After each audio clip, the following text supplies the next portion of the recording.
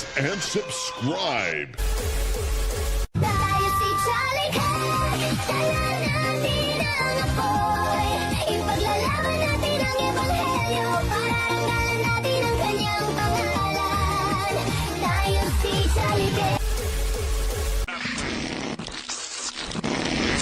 Load up.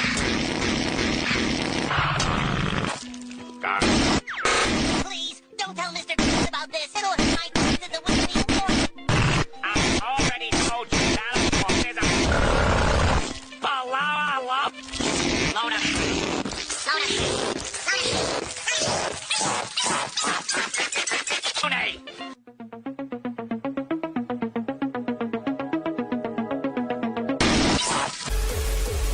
What's up?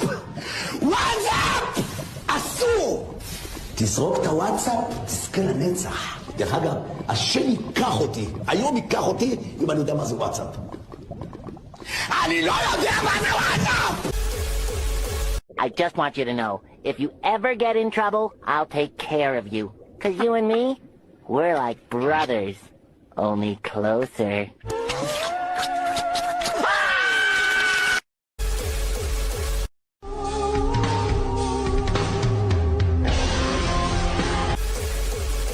And Christian, at least 6.5 billion people are idol worshippers that according to the Torah do not have the right to live. Do not have the right to live. Idol worshipper goy, it's death penalty. Idol worshipper goy, it's death penalty.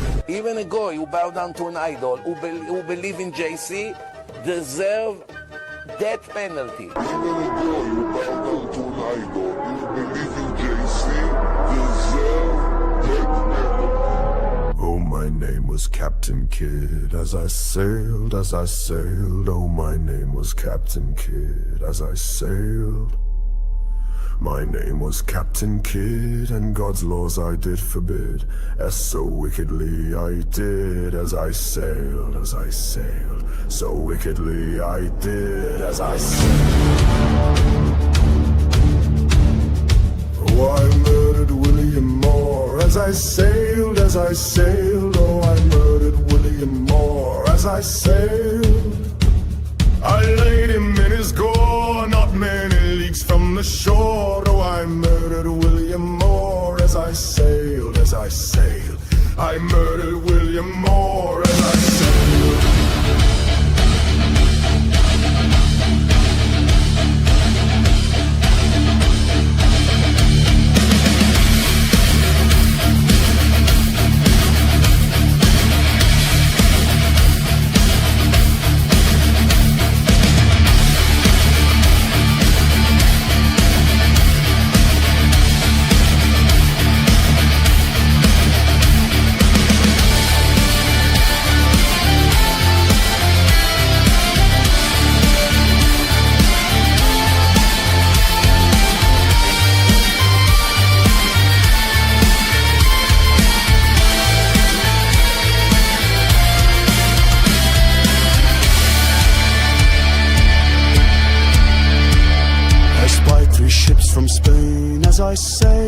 I sailed, oh, I spied 3 ships from Spain as I sailed. I spied 3 ships from Spain, I fired on them amain, and most of them I've slain as I sailed, and most of them I've slain as I sailed.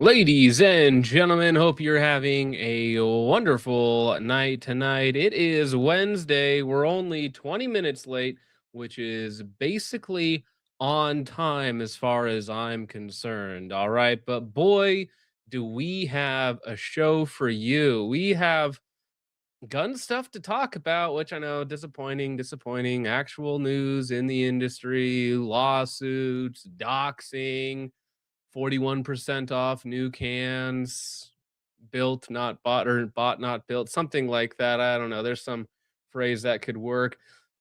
Wilson Combat releases a new firearm. Looks inside. It's a Glock 19 for $2,000. Ruger drops the best, or sorry, Taurus drops the best Ruger RXM chassis of all time. Law enforcement officers decide to adopt meme rounds as their carry ammo. All right, we have forgotten weapons vendettas, escalation, Secret Service caught doing wacky things, and so much more tonight. It is going to be wonderful. All right. Now, Richard, how's your night going? Wonderful. Wonderful. A little tired, but I'm here for all of the shanties. I love it. Yeah, that was good. A little bit of a throwback in there. A little bit of a throwback with some cool pirate background aesthetics for everyone to enjoy. But I have to be honest, guys, part of the reason anyways, not totally, part of the reason why I was so late today was I was actually out and about in the real world picking up new suppressors to play. Thank you very much for that axe fire, ruining my opening monologue, but I still love you anyways. All right, once GFL 2 gets off the screen, any second now. Damn, that is a long visual player. Yes, But I got new cans, okay? Not Kaylee's cans. Hers were attached via surgery and hormones. But these cans I did buy, or not buy, they were sent out for evaluation. So I don't even have to review these. This is great. But if you guys want more budget cans, there's of course hundreds of these companies now on the market, but I have 3 new cans to play around with. I got like titanium lightweight boys that are 30 cal. They all have removable end caps, so in the future they'll have like flow through caps and maybe muzzle brakes or stuff like that. We got duty rated cans that are in this pretty 17.4 welded, hopefully better welds than what Q can come up with. And then we've got this thing. I think this is called the Cedar. This is a 3-ounce direct thread pistol can that is designed to be used on a pistol without a booster. So I think I'm going to throw this on my 17 tomorrow. See if we can get this to run with some subsonic ammo. That'll be pretty cool. But the 3 different models that I have here that I picked up today are, let's see, the Aspen, which is a 11-ounce 30 cal suppressor, titanium and 17.4, the blast chamber 17.4, the rest of it is titanium. The Hemlock, which is a hard use 5.56 can, that's this one. And then the Cedar. Now the Cedar is kind of a competitor to, I guess, the Shiv from Stealth Additive Works. Made a lot simpler. These are only like $300. They're rather inexpensive for a 3-ounce pistol can with like 7 baffles. So if it will actually run without a booster, that's pretty cool. And of course, all of these things are hub compatible with exchangeable end caps as well. Standard 1.5-inch cans, relatively inexpensive from Pro Machine. And I'm sure we'll be getting more videos on them in the future. Duty rated, something like that. Yes. I also today, while I was in the gun store, okay, I don't usually, window shop, but while I was waiting for them to finish up my paperwork, I noticed that they had the TriggerTech Ace on sale for $170. Okay. So I being me, being silly little me, when I see a sale of $100 off of a unique trigger setup that certainly will not accidentally go off and kill me on camera for memes, I of course had to pick it up. So for $170, I have the non-USPSA legal version of the TriggerTech Ace Glock trigger, which goes down to like 2.5 pounds. So this one here is certainly not drop safe if you hit it in the back with the hammer. I think this is the original version. So this is the sketchy version. But for $100 off, $100 off, sure, why not? For the memes, it'll be fun. It'll go on a 17. It'll live there for a little while, and we'll see how it goes. Also, yeah, I'll be running the TriggerTech Ace, and this will go off on its own while the 3-ounce suppressor blows up. So it'll be a double whammy, 2 for 1. 2 for 1. What kills me first, shrapnel or the gun P320ing myself? the P320 conversion kit for the Glock that we were promised 3,000 years ago. The Jew is strong in you. Well, we'll see how strong. We'll see if it's strong enough to take a bullet. No, WCW, we're talking about Lucas coming up. Lucas is like the main story. So we got to let people come in here first before we just jump right into it. How about we do a little bit of a lawsuit update first? You guys know B&T. I would say know and love B&T, but that might be a little bit too strong of language, right? You guys know B&T, though. So there's been this ongoing legal dispute between B&T USA and B&T AG because of some, ironically, this kind of ties into Lucas Botkin as well, because I watched this full interview with James Reeves and Carl Brugger, of course, the owner, founder of B&T AG, not of B&T USA. B&T USA, if you're not familiar, is their USA partner that does business. They buy the products from B&T. They make a couple of the parts here in the USA to pass 922R, and then they're able to use the B&T logo, right? That's how the deal works. Now, what makes this funny, what makes this very, very funny, is that according to the CEO, if you go and watch this interview, when they were initially looking at doing business in the USA, somebody told him that to do firearm sales in the US, you need to give 51% control to the US entity. So, Carl, this is his story. Okay, I'm not saying this is true or not, but this is according to him, according to the founder CEO. He signed over 51% of B&T USA to the American side, while he held 49%, right? So as long as the checks were coming in, never really had much of a problem. Well, once they figured out that the checks weren't coming in, and certainly weren't coming in for the correct amounts, well, now he's, up a creek without a paddle, as the saying goes. So much the same way as Lucas lost control of the company when he lost 51% or had 49%. In the same way, Carl Brugger also, through some recommendation from some shady US lawyer or somebody who simply didn't know what he was talking about, or somebody who was trying to take advantage of him, allegedly sold 51% of B&T USA right from the get-go. That's a little bit of an oops. Yeah, was it Botkin that told him that? No, but that would be funny. That would be funny. A little effed up. Now, that's his story. So from the get-go, he was already depowered, so to speak. He couldn't do much about it. However, then on top of that, they found out that B&T USA customers, had started to email B&T and complaining like, hey, I ordered 50 of these MP7 stocks, 50 of these MP5 stocks. I ordered XYZ things. And B&T AG, the real company, is like, what are you talking about? We don't have any open orders for this. And it turns out, allegedly, B&T USA was simply taking people's money, placing orders, and then not sending those orders to B&T AG, the actual company that makes the product, and telling them, hey, we need 50 of these. Here's the money for 50 of these, right?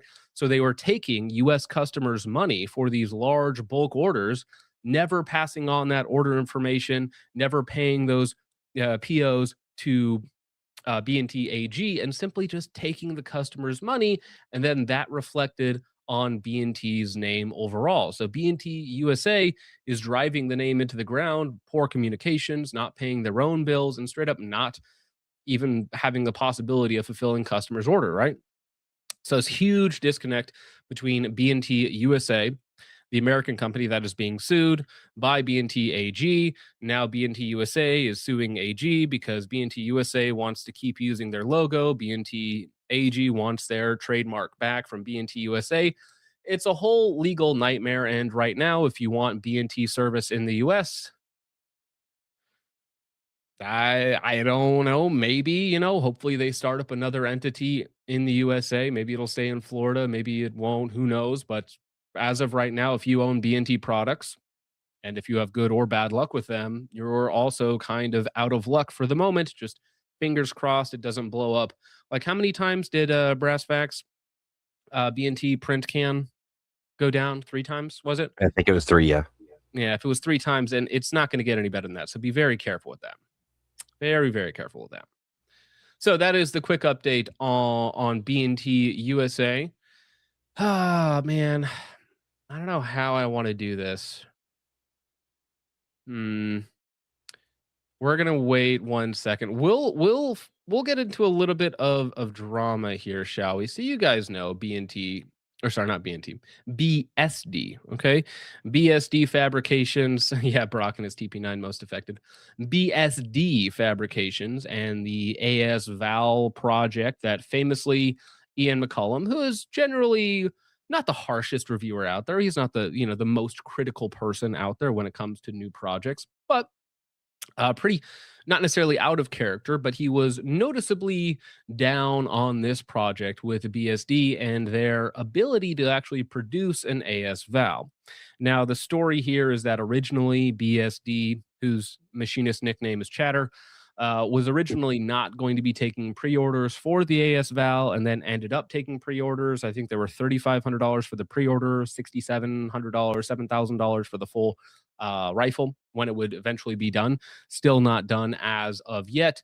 But if you go to his website, I just thought this pop up was really funny. Okay. So, self taught, self made garage, startup, solo business owner, and entrepreneur focused in machining and manufacturing. Help me become the entrepreneur of impact.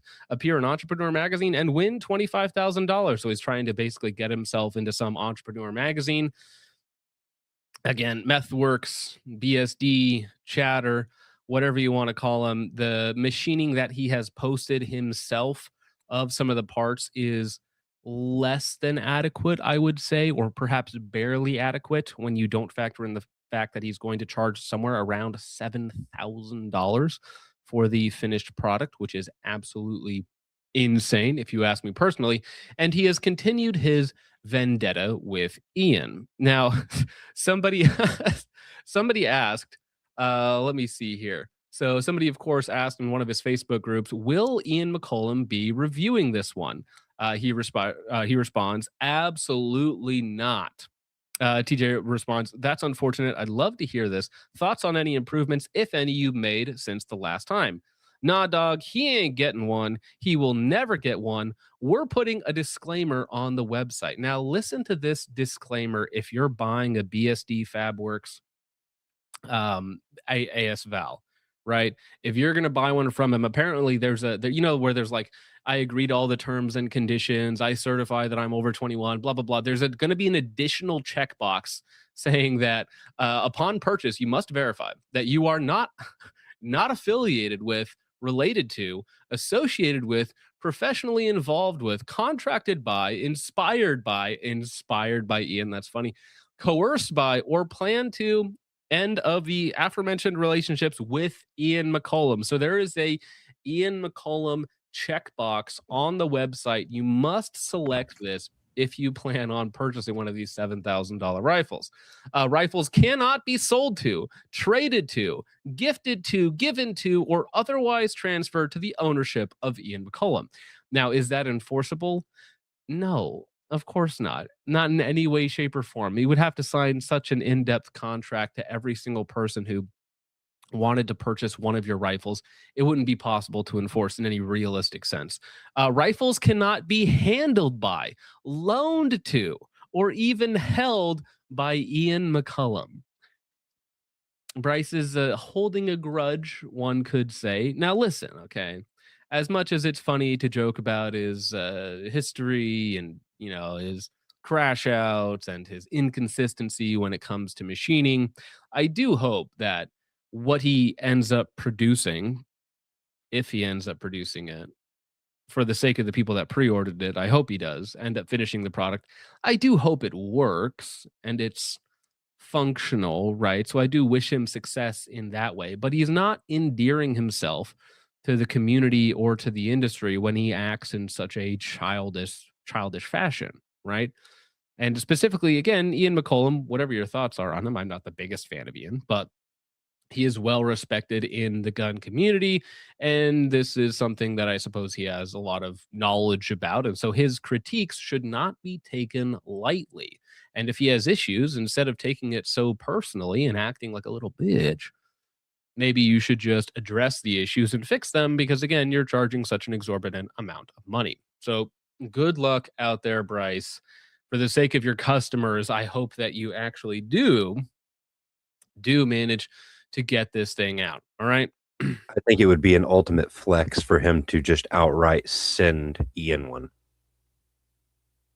Well, right. So that's the way that you take somebody who was a hater, was a critic, and if you do produce a product that actually works, and you get him to recommend it or at least be positive with it, I think that that's something that speaks volumes, right? If you can actually accomplish that.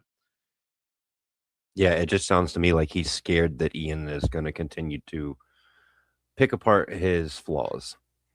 Well, and that leads me to believe that he's insecure about his product, right? He might believe that it has some issues.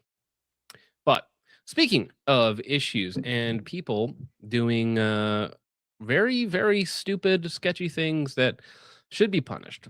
Yesterday, Lucas Botkin put this message out on Instagram saying, I find it highly suspect that after I launch my first Kydex product, people who used to come to our house for parties are pre-post followers of a new IG account now doxing where we live.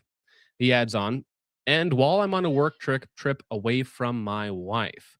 So someone last night, now I did talk to Lucas a little bit about this whole charade. He did send me the name of the account and stuff. I'm not going to repost it because, of course, it actually shows his physical house, which I'm not going to put more of that information out there. That seems quite stupid.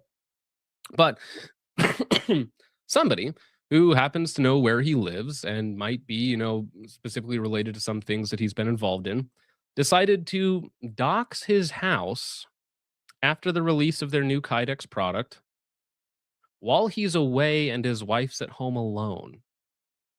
Now, Lucas Botkin is a rather large figure in the gun industry, not just on YouTube, but in the gun industry in a general. He has lots of friends and lots of enemies. He's outspoken in his beliefs, and as many death threats as I get from random weirdos online, I'm sure he gets far more. And the odds of somebody actually being willing to do something about that, in his case, are much higher than it would be with me.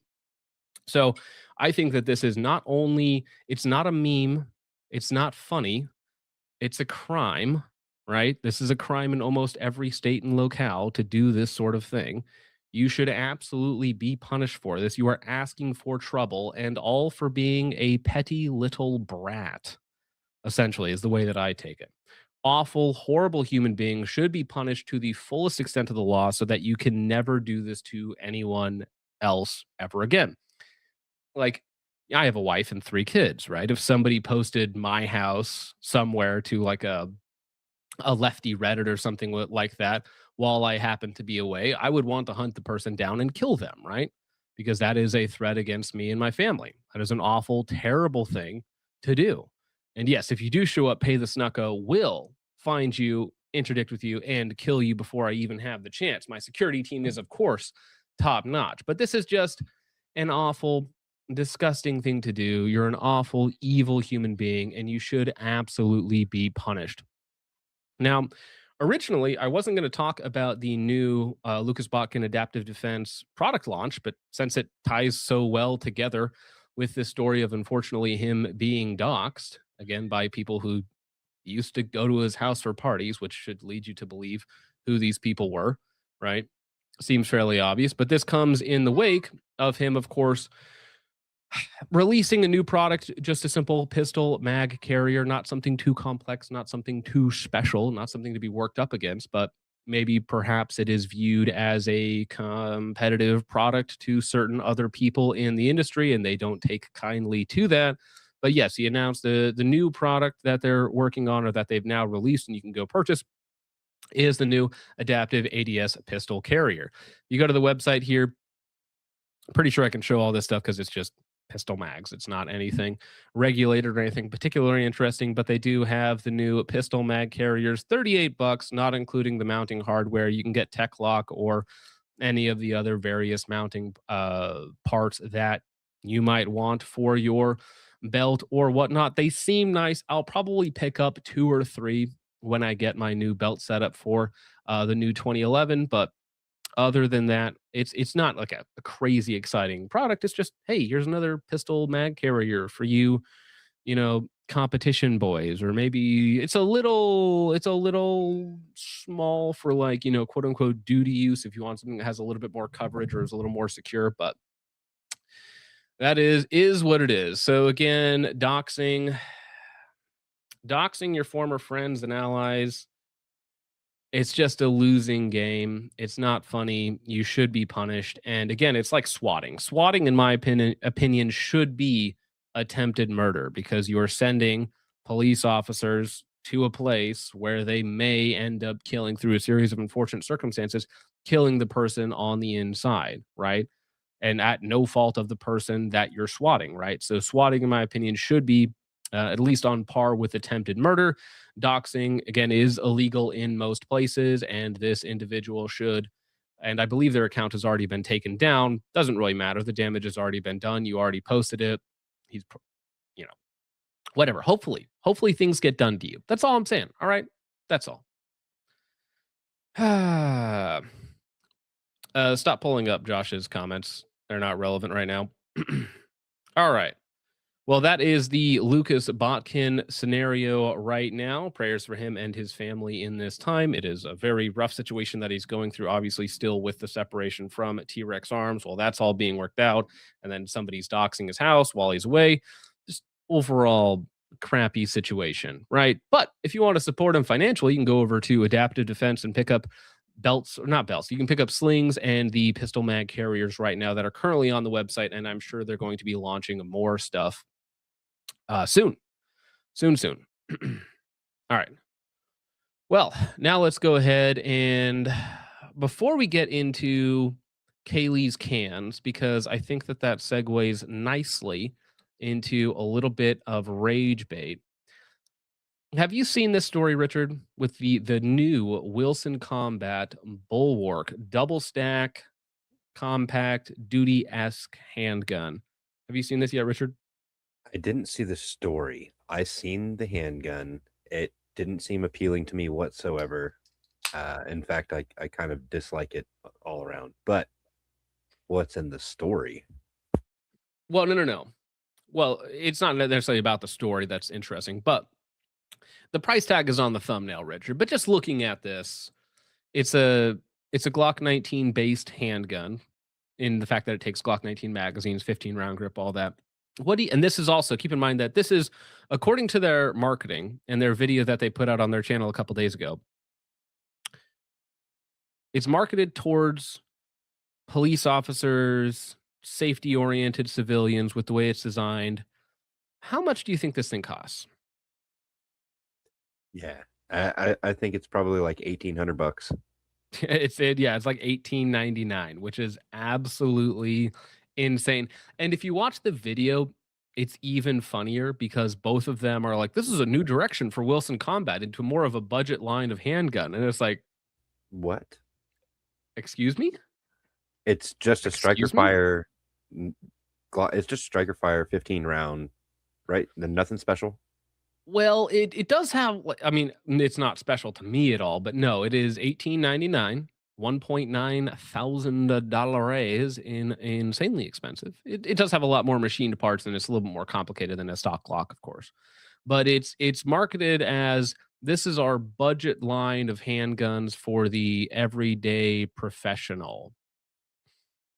It's just like, maybe, I don't know, maybe that's a new market for you guys. Maybe that's inexpensive for you guys, but the average guy who's looking for a compact gun around, $2,000+, you're just going to be looking at like one of the compact Staccatos, or one of the other compact high-end guns that are out there, not a Glock 19 knockoff, right?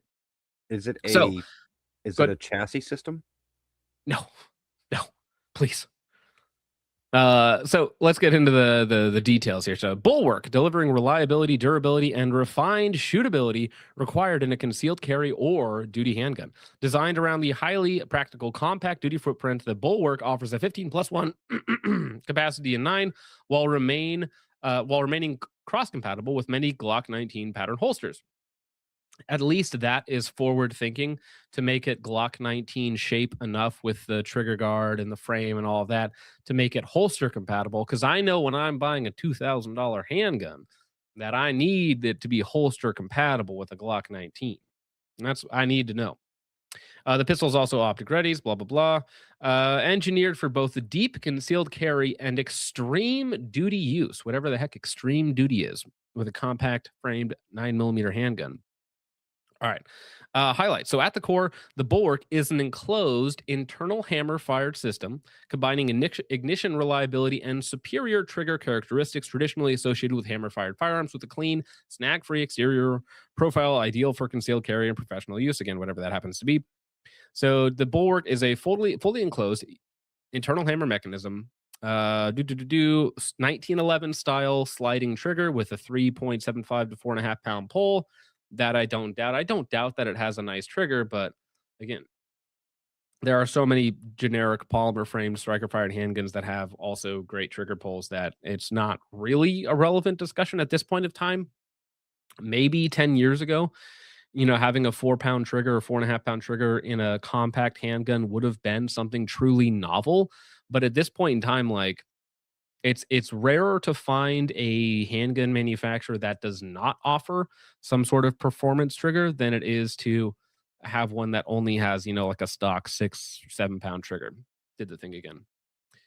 We're not nuked on YouTube, are we? No, somebody said that on YouTube, or on Rumble, but it still shows is up for me. So I hope it's still up.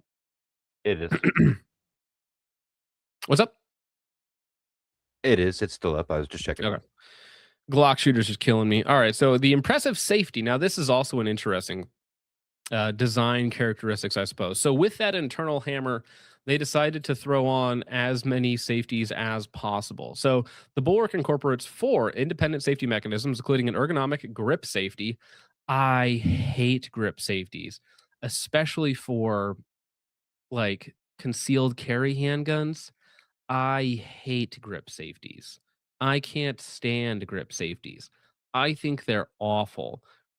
Because again, if it's a concealed carry handgun where you think you might need it in the worst day of your life, which we'll get into in just a minute with some of the rage bait that we have, like imagine trying to shoot it from an awkward position and it's not going off because you're not depressing the grip safety. It's so obnoxious.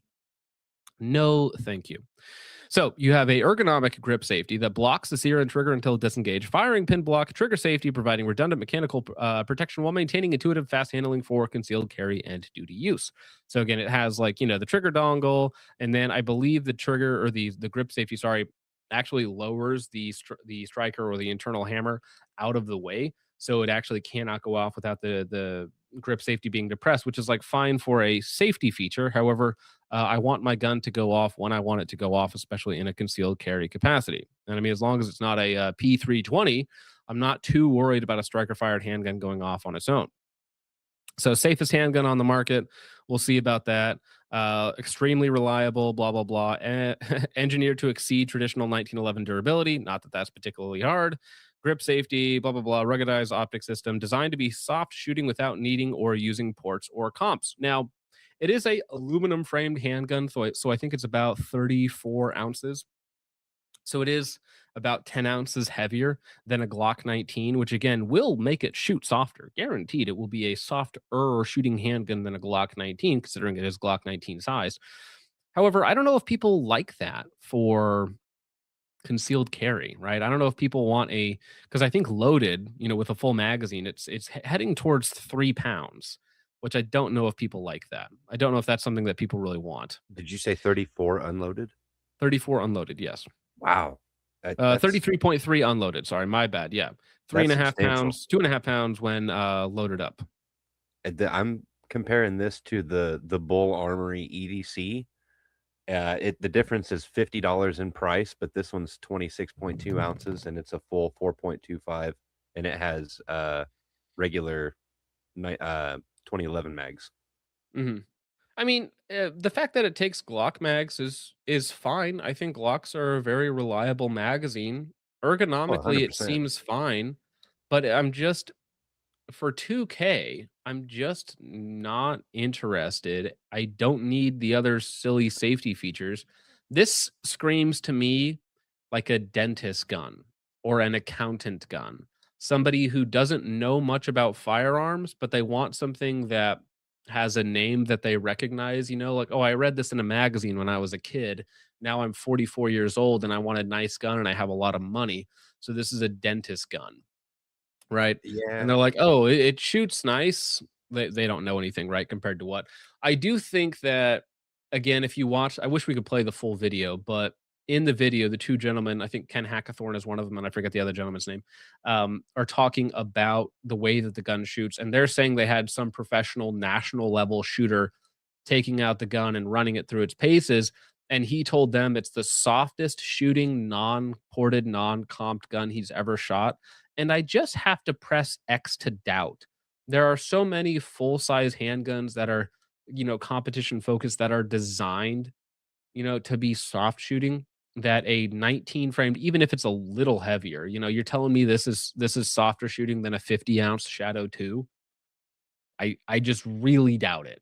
I really doubt that this thing is the softest shooting gun on the market outside of ported or comped guns.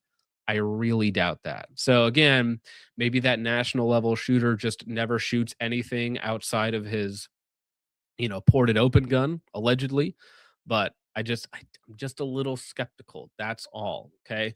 Now they did say that in the future they'll be bringing out different variants of the same gun. So they'll have, instead of the 4-inch barrel, it'll be a 3.6, and then they'll do an even shorter, like a 26 size grip. And then, you know, maybe if this is successful, I don't know how big of a market this gun even has. Like maybe for Wilson Combat 1911 and 2011 bros, maybe they are going to be really into something like this, but that's only like 45 people, right? So the market of those guys who also want a very high end concealed carry piece, kind of, right? Even though it's not going to be that great for that, it's got to be a tiny, tiny gun, or tiny market. Sorry. Well, that is the Wilson Combat Bulwark. Not I guess particularly exciting. I don't Good. understand why they wouldn't go ahead and make it a chassis system if they're putting that much into the rear housing, the trigger housing. I mean, well, think about it. Like a chassis gun makes sense in like an RXM. It's $350, it's $400. They're cheap, right? So mixing and matching different parts and frames and stuff like that makes sense. There's a big aftermarket for it. There's not going to be an aftermarket for this. Like nobody's going to be making, you know, other grip modules or slides or barrels for this thing, right?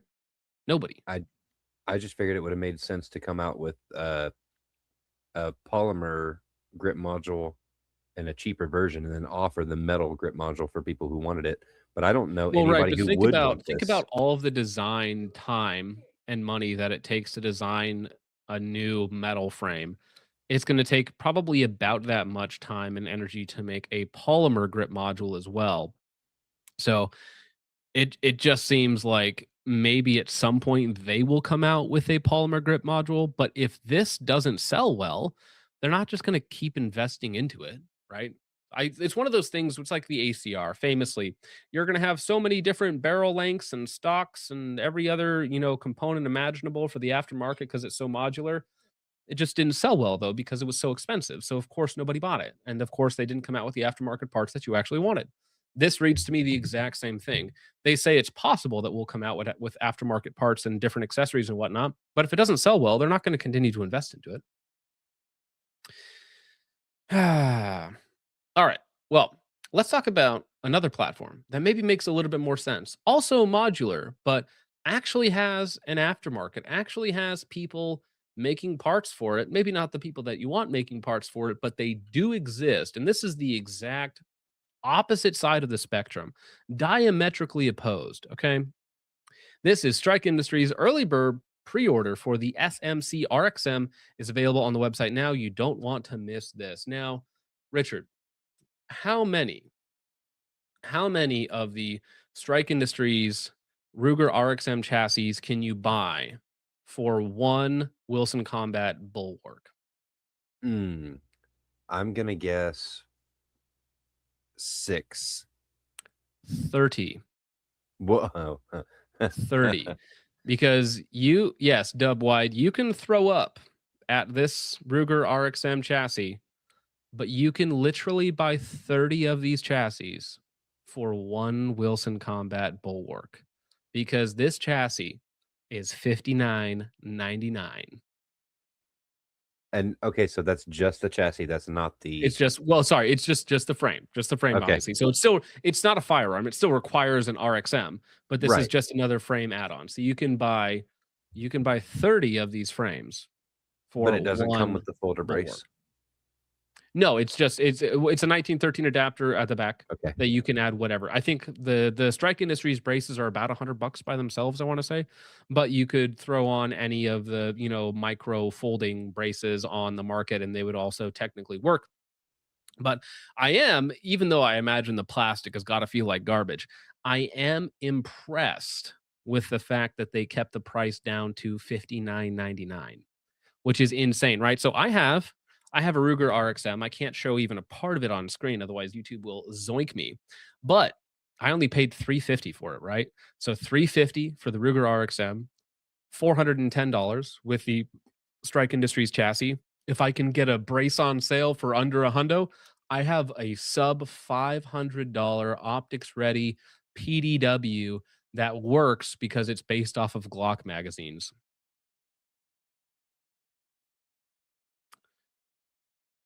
And I bet Yeah, that you could probably even use the Recover Tactical front 1913 piece that allows you to use a clip-on holster with the folding brace. It might be possible, I'm sure, but I mean, it's so small that I feel like you could modify a current holster to fit it as long as you had the brace fold in front of the holster itself, if that makes sense, right? Yeah. Because you would just have to probably cut away part of the back of the holster to get it to fit. But I don't think people need to appendix carry their PDW, but for a bag gun or for any other just, very, very small enclosed space, like it's a very interesting idea. It's a very interesting concept for those people who want something this small, right? And this cheap. I think this fully kitted out, again, around $500, maybe $500 to $600, depending on what brace you want, is still the cheapest option on the market, even cheaper than something like the Taurus GX4 chassis kit, right? Because I think that's $600, $700, something like that. So this is the cheapest option currently on the market for a true micro PDW ultra concealable option that you can currently get, basically. And a lot of you guys already have RXMs, so for $60, like, I mean, it's it's funny just to play around with it. I'm not a PDW guy, right? That's not my concept, okay? But for $60, like, I might as well. It's worth it for just a video by itself, I already have the RXM. I already have all the other junk. Just $60 for a chassis or for the frame. Heck yeah. I was a big fan of the Recover Tactical chassis. I know that you were kind of iffy on it, but I liked it. It's fun. I mean, it's the only issue that I have with it, if it's the one that I'm thinking of, is it makes it way thicker.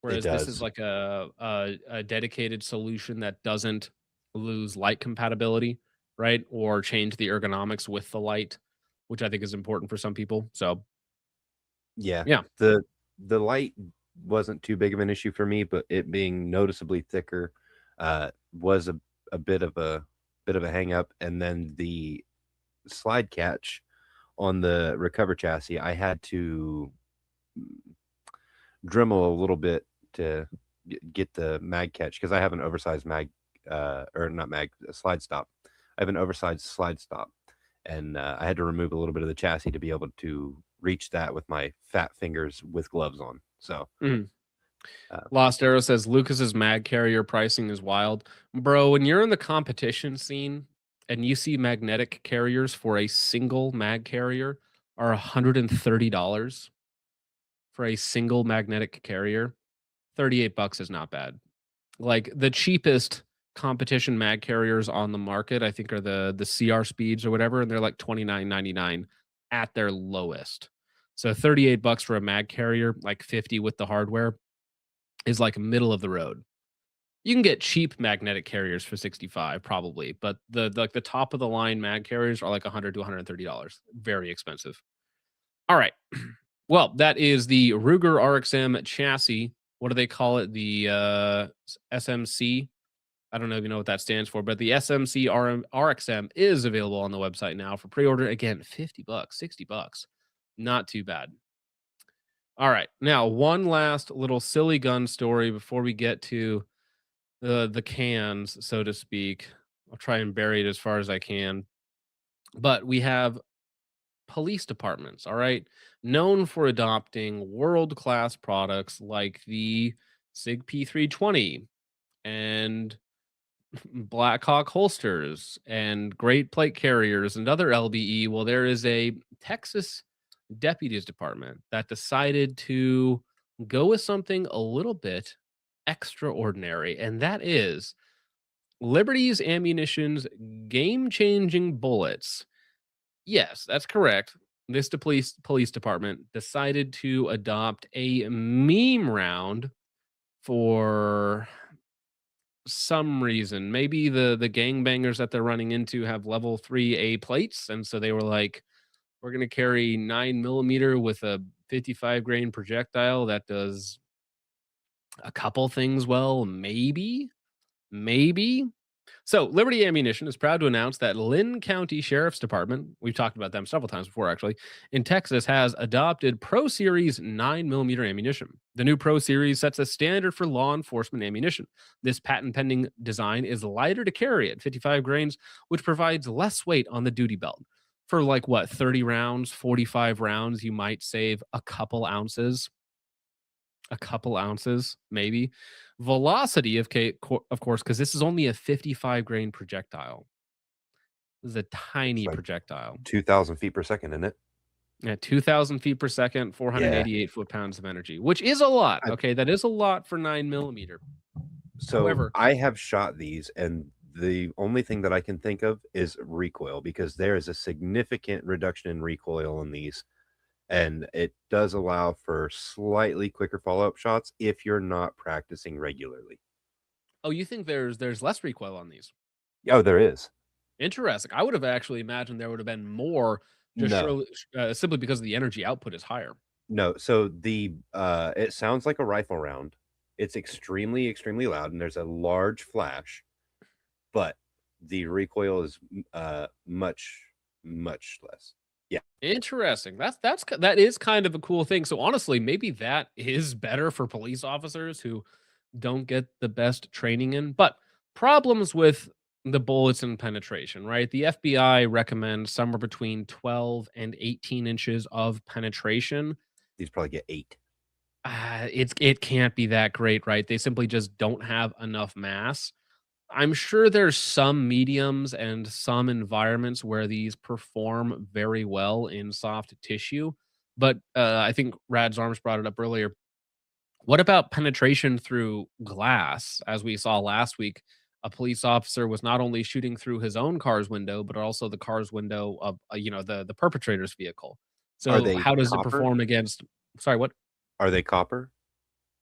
Lighter, hits harder, 55 grain. Maybe. Let's see. Gary Ramey, CEO of Liberty Ammunition, said it's a privilege to support Lynn County Sheriff's Department with duty ammunition. They have a great department and a tough job in West Texas. It's an honor to have them carry Liberty Ammunition. Liberty Ammunition is a leader in high-performance self-defense ammunition that penetrates barriers and ruptures in soft tissue, dumping all the energy into the target, which means that it's going to have reduced penetration. Liberty Ammunition meets FBI protocols and outperforms all other brands, according to them anyways, with 3 characteristics: more stopping power, lighter to carry, stop the threats with a permanent wound channel. Yeah, I wonder if Boondock is planning on doing a video on these. I know that she's tested some meme pistol calibers or pistol cartridges out there, but I wonder if these ones specifically, now that they've been adopted, are worthy of a video. I think somewhere, I believe Tools and Targets did a test on these not too long ago. How did they perform? Just about as you would figure. Decent wound cavity as far as energy dump, but lacked on penetration a bit. Well, let me see if I can find it real fast. because I am curious if they have some sort of gel test that I could just look at real fast. A 9mm plus P, Liberty ammunition, civil defense, pro, 55 grain. It's got to be this one. So let me see real fast if I can just get to the gel block test here. So this is 50 grain plus P. I don't know if this is exactly the same stuff. It says around 2000 FPS. And the thing about pistols is that no matter what you do to them, they all just kind of look the same, right? It's not particularly impressive. It's not particularly good. It's just like, hey, here's a little bit more of a wound channel and reduced penetration, right? It's not all that exciting. And even that, it's like, here we get a little bit of fragmentation, 3-4 inches in, and then, of course, a shorter wound channel. This one here only has about 10 inches of penetration, which again would not meet FBI standards for 12 to 18. And I believe that 12 to 18 is with some sort of frontal barrier, right? Like jeans or something like that out front. So this would actually perform probably even worse. I mean, as far as dumping the energy sooner, like, yeah, it does that. But is that really what you want when it comes to barriers, car doors, windows, drywall? Maybe Lynn County was like, our police officers are so bad that we actually need to minimize over penetration, right? So we are going to make sure that these penetrate as little as possible so that we don't accidentally end up shooting people we don't want to shoot, right? So I just sent you a DM of the screenshot of the gel block that Tools and Target shot. He is using clear gel. I need to go back and see if it's 10 or 20%. I believe he uses 10%, but the penetration itself is lacking, as you could say. I believe that's a 16-inch block. Yeah, so it's about 10 inches, which is what the other one that I just pulled up. I mean, these look strikingly similar, right? Yes, you have a little bit of fragmentation and flaring out, right? A little bit of a cavity here and about 10 inches of penetration. This one, I mean, maybe that bullet's at 12, but that looks closer to 10 inches to me, which again doesn't even meet the FBI standards in a rather clear block. So additional performance, maybe. But you know what's really important here, okay? Not a slightly bigger permanent cavity, okay? Not particularly important. What really matters is being able to put the rounds where you want them, being able to reload your handgun, being able to draw your handgun. Putting the rounds where you want them to go will always be more important than some newfangled round that does something 1% better here or there than something else. If these police officers could just shoot their guns in the first place, what sort of ammo they're carrying would be mostly irrelevant, right? I mean, for a police situation with, potential bystanders and backdrops and stuff like that, as long as it's not a, 124 grain ball with 30 inches of penetration, as long as it's a hollow point that meets, minimum standards, like it's going to be infinitely better if they just actually get out there and train.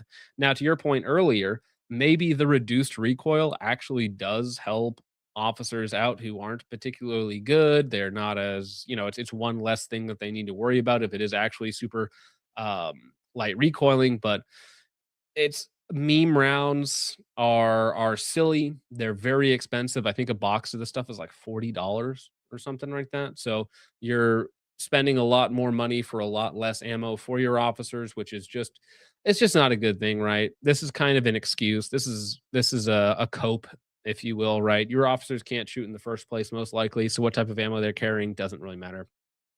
I will say, if you get an opportunity, pick up a box or two just to try it, just to see what the recoil feels like. I was pleasantly surprised.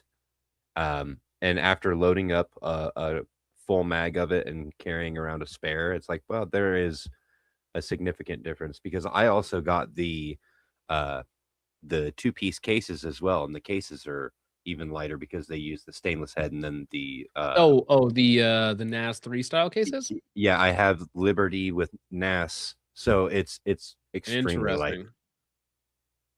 Yeah, but the stuff is not cheap. I see somebody says that who cares what it costs? It's because because if you're a Texas taxpayer, you're paying for it. So I guess you care about it. I don't. I'm not in Texas, but geez. I'm just saying, what really matters, guys, is just being able to put the rounds where you want them. Nothing else matters, right? It's the same thing when people like try and argue between M855 or M193 and different velocities and barriers and stuff like that. It's like that's a very secondary, or tertiary position. Being able to put the rounds where you want them to in the first place is a much more effective way of going about that. All right. Now, I've delayed as long as I could, but now we do have to talk about it. I put him in the thumbnail, my apologies. Got to talk about this individual that I unfortunately had to learn about today. So guess what, gentlemen? You gonna learn as well. This is Kaylee's Cans, a $200 fully titanium suppressor. Now, Richard, are you aware of this individual? I am, and I got to call you out here, good sir. You weren't made aware of him, whatever today. Somebody posted this a long time ago, and you're like, no, absolutely not. Oh, really? I just saw Yeah. it pop up again in the Discord, so maybe I Yeah, missed it. yeah, because they said, "Ooh, wonder when the Troon cans are coming up." And you said, "Absolutely not." Okay. Quick attach peen. Anyways, let's see if the chat picks up on it right away. Hi, I'm Kaylee. These are my cans, and this is my suppressor factory. We are, of course, called Kaylee's Cans, and we have one main goal. That is to make affordable suppressors for the hobbyist shooter. Something just seems off. Something just seems a little off. Now, this is Kaylee Harper, 123,000 subs on YouTube. That's pretty impressive. Good job. Allegedly, this dude has had 10 years of machining experience, right? Been a machinist for 10 years, just male-dominated fields and such, right? And I honestly, I feel bad for this individual because there is this meme of like people in coding or machinists or anything where it is so hyper autism focused, where there is this like degenerate through line, right? Or just this, it's like furries and being a coder, right? It's just there's something weird that goes on within these niche spaces where you're either like you're either like a a meth addict, a degenerate tranny, or a furry, right? It's like pick one when you get into these fields. It's not showing up in the Caleb's StreamYard. Cans. I gotta read it out. shoulders. Golden Web. It's not showing up in Streamlab because I had to manually approve it. But comment from Golden Web. How long has that woman had a penis? Well, wouldn't you like to know? So again, this is his idea of a new 22 can that's all titanium called the Peas and Quiet. As you can see in the title of their video, it's a $200 fully titanium suppressor. This individual is not I hate this on every level, of course, because I'm, misogynistic and evil or whatnot. Well, actually, no. I can't be misogynistic to a man. What am I? Does this make me a misandrist? Because I'm confused. So is he. Yeah, that makes two of us. Womp womp. Any woods out there in the chat still? There was one. Was there any woods out there in the chat? Anyways, but this individual is masquerading as many things, but masquerading as a person of the gun, a gun person, something like that. Because if you watch them shoot, like they obviously do not know how to shoot and they seem afraid of firearms, right? So if you go to the Instagram account, you can just watch videos of them testing the suppressors, and it's legitimately I like if I saw this person at the range, other than the natural internal disgust, like the lack of confidence they have in firearms is disturbing, right? I mean, He's probably scared because he's fighting the urge to Fighting check the the mouthfeel. urge. So, I mean, listen, it's just male-dominated fields, right? Bikes, cars, guns, suppressors, machining. It's just male-dominated fields. That's all that it is. You were hyper autistic. You know, you got fed down this Guys, bad. You were probably abused. You were probably groomed by the circles that you ran in, and this is your life now as Kaylee's cans. Now it does get that's really awkward that Humble Marksman follows him. That's cringe. But if you read the bio, your favorite trans maker and fixer, short form videos, long form quality, inappropriate stuff is linked. No, I am not going to click on the link. If is that you go, it's got a peanut next to the oh my god. just wait. Just you wait, young man. So I fortunately did not have to go looking for these screenshots. They were unfortunately posted in the Discord so that I do not have to rinse my soul off afterwards. However, you go to the description of their YouTube channel. Machining, well, they're check out my link tree for all my work, drooling eggplant emoji with a OnlyFans link. Wait, question. Isn't promotion of adult content on YouTube not allowed? I do not know if this individual is, well, actually looking on their YouTube channel. This is actually currently on the YouTube channel. It is the link is right there. So I don't know if that violates YouTube TOS. I wonder if it does. That's crazy. Wild. This is kosher for YouTube, I think. Kaylee Penderas. I'm the bisexual girl next door, which you're just a dude who wants to have sex with chicks.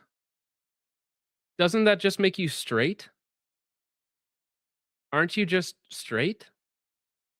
Isn't this just straight with way extra steps and hormones and add-ons and surgeries? Like, this is just straight with extra steps. Wait, is the last name really Pederas? But I don't know if that is the real last name or not. Nice. I'm the bisexual girl next door, but with a nice cock. Right.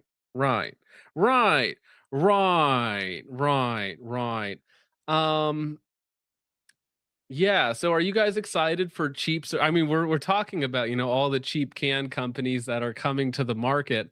Some of them are a little less base than others. Some of them are a little sus, okay? And allegedly there is this is a Discord rumors as far as this is concerned, right? But allegedly there's video of this individual doing things with her cans, his cans. Sorry, my apologies. Cracked the code. Yeah. So, anyways, just be aware out there if you're supporting some of these new companies, or if you see Kaylee's cans, which would be a very unfortunate set of circumstance that would lead you to see her cans, his cans. Sorry, the add-ons, the surgeries or whatnot. I don't really care, but yeah, the gun industry. John, please say 10 Hail Marys after this. Yeah, indeed. Well, I put that off for as long as possible. And now we'll get into rage bait, which is actually just as bad, guys. It's not going to get any better because the very next story is a tranny VTuber that is also a pedophile. Really? A VTuber? A tranny VTuber? Also a pedo? That's crazy. Yes, Weimar problems and Weimar solutions. Oh no. Well, let's get to some of your guys' support and then we shall continue on in the rage bait. All right. Over on Ko-Fi, Baldur becomes a Ko-Fi caffeine creep. Appreciate that, Baldur. Axefire says, damn, Richard wants me. Okay. Paulie B for 5 over on Ko-Fi says, agree about grip safeties. They're just a meme for 1911s, boomers, FUDs, brain bug fodder in 2026. Totally rules out EDC viability. Why do I care every day? For content of their character Americans. Yes, the content of their character Americans are in the room with us, and other undesirables. It needs to work in a phone booth or car seat. Yes, as we will see in just a minute. Thank you, Polly B and Axfire. Appreciate you, gentlemen. Over on Rumble, oh, Jarrett for 2 says, very eepy and have to finish the VOD tomorrow. Get Jake on Redoubt, please. Christ is king and God is good. Yes. The good news about the degeneracy that we see in society is that it does push normal people so far away from that sort of thing, but it pushes them to the church, to some sort of morality, some sort of normalcy that people have missed in society when they see something so repugnant and obviously evil as that. Oh, Jarrett for 2 says, gun news on my rage bait stream. Unbelievable. A little bit of rage never hurt anyone. All right. Grizzly Bear for 5 says, I hope we have a tasty stream tonight. Oh, who am I kidding? He always looks delicious. Yummy, yum, yum. Well, that was the gayest thing I've ever read. I should have read that in the girl voice. Subarctic Psycho for 13 months says, I love your skin. It looks great. I want it. All right. Who's more psychotic? Kaylee and her cans, his cans, its cans, their cans, or Subarctic Psycho? We'll see. St. John's Crusade for 5 says, late and gay, but I'm still spending this milestone birthday with you, Focus. Well, thank you, St. John's Crusade. I appreciate that. Happy birthday to you, good sir.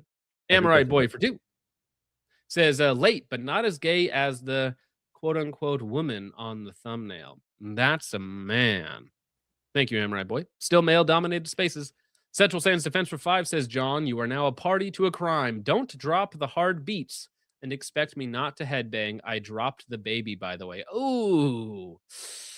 Don't drop the baby. Never fun. It's one of the worst feelings ever, like a toddler and you accidentally hurt them in some way.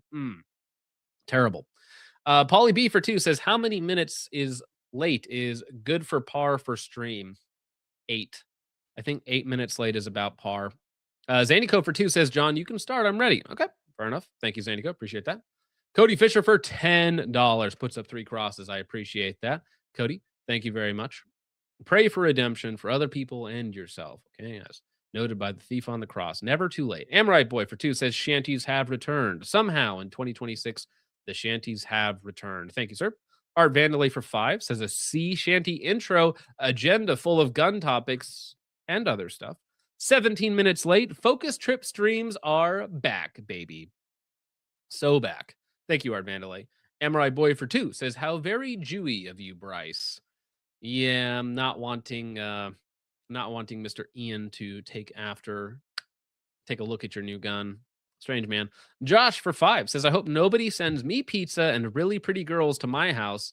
Well, I already sent you the boys, okay, because I thought that was what you were into when you told me the other day. So I sent the boys to your house. Sorry, Josh. Kaylee's on his way. Kaylee is on his way. Chill Billy for 2 says, grip safeties are an automatic no-go for me. Well, listen, a $2,000 price tag on a concealed carry gun is a no-go for me. Like, I'm not going to carry that. But also grip safety is yes. Thank you, Chill Billy. Zanico for 2 says, John, just put my Glock 34 on stream. It's all we need. What are you talking about? Are you talking about your cringe blaster? This is your GM cheat code right here. This thing for carry optics. It's fine.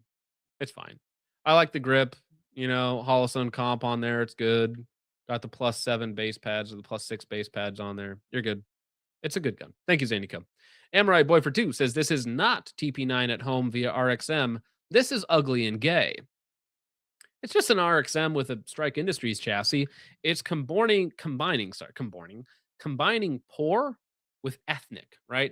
And so we get the poor RXM with the ethnic Strike Industries, and together we're creating the Ghetto Blaster. That's what I'm thinking. Thank you, Amorite Boy. Coral Weezer, member for 10 months, says based Miku, based Miku, based Miku. Yeah, somebody said they wanted Miku as a palate cleanser, but I don't think I have any Miku in the clips at all. No, I think that's only a pop-up for, well, actually, it's GFL2 pop-up for the Ko-Fi donations. But thank you, Coral Weezer. I appreciate it anyways. Thank you for the 10 months. Everyday American for 2 says, ironic considering it has no cans. Well, I think it's ironic on a lot of levels because Kaylee's cans were aftermarket, right? And then it also makes aftermarket add-on cans, which is funny. I guess do what you know. Pauly B for 20 says wood chipper. Let me see. I have something for this, I'm sure. Do this one. Here we go.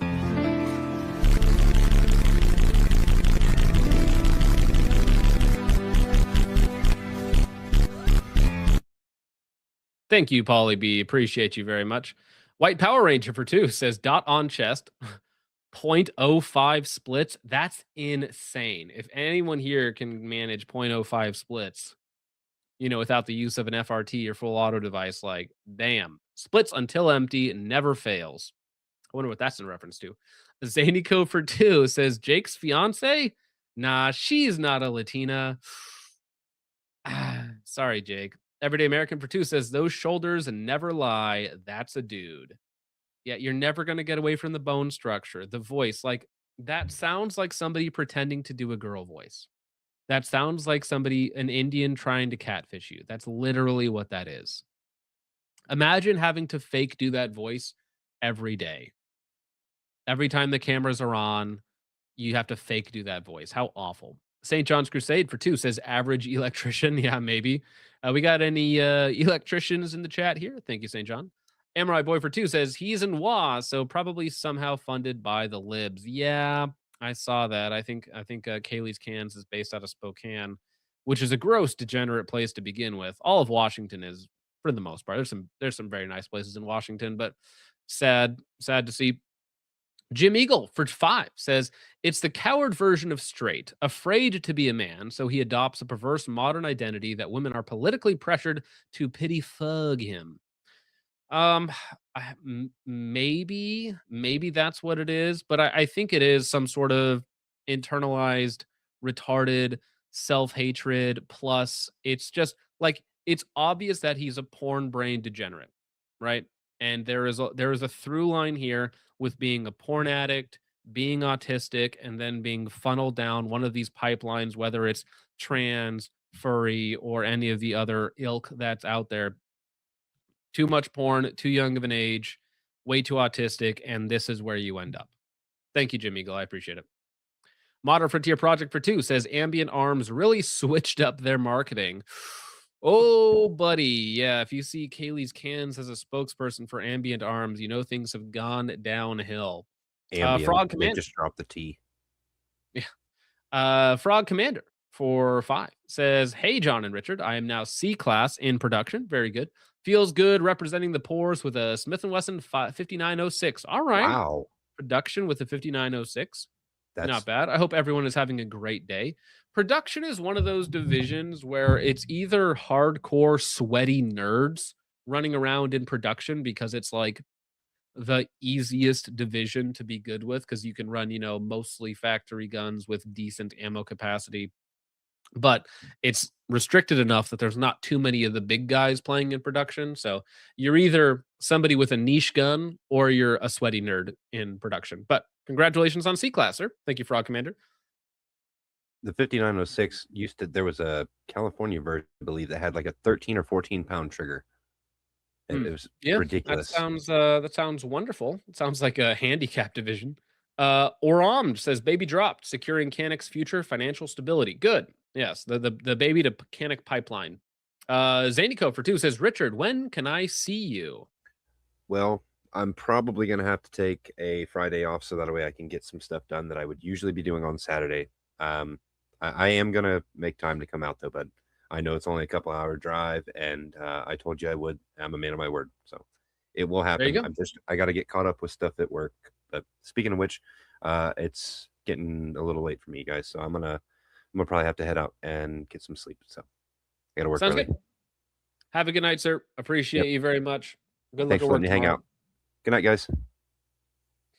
Thank you, Zanico. Everyday American for 2 says, can we get a subscriber gun review stream? Oh, you mean like a cringe review or something like that? Yeah, we can do that again. That has to be done in the Discord. So listen, guys, if you want to join the Discord, because it's been closed for a while, but things have started to slow down a little bit. If you become a YouTube channel member, a Ko-Fi member, a Subscribestar member, anything like that, even if it's like $2 for 1 month, we will open it up to those people because we do still need to gatekeep, the Discord a little bit.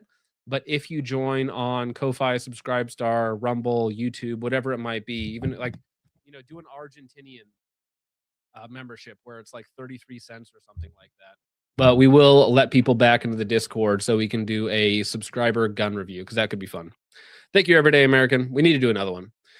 Chudge Holden for $20. Oh, shit, nigga. Says, on the degenerate topic, what's the deal with dislike towards IDPA? It's just a sillier rule set, right? Because you got to wear like the little external like vest thing, and the rule set is different, and retaining mags, and it's much less of a game. It's like a Tactibro game almost, but for boomers. So I just think the rule set is silly, so I'm not personally interested in playing the game. Like, it's not appealing to me. Like, if I'm shooting a handgun, I want to go fast. I'm not going to like pretend that, oh, I have to reload behind cover, or I can't, just shoot out in the open or something like that. Like, that seems silly to me. Like, USPSA is a game. It's a game about speed and accuracy. I like that. It's like, I suppose it's the difference between something like Rainbow Six Siege and like Halo or Call of Duty, right? One of them is more of a Twitch-based, speed and accuracy, and the other one is a little bit more tactical and strategic, I suppose. And I'm just not into the slower pace nonsense rule set of IDPA. Not for me. Is it the boomer rules or what?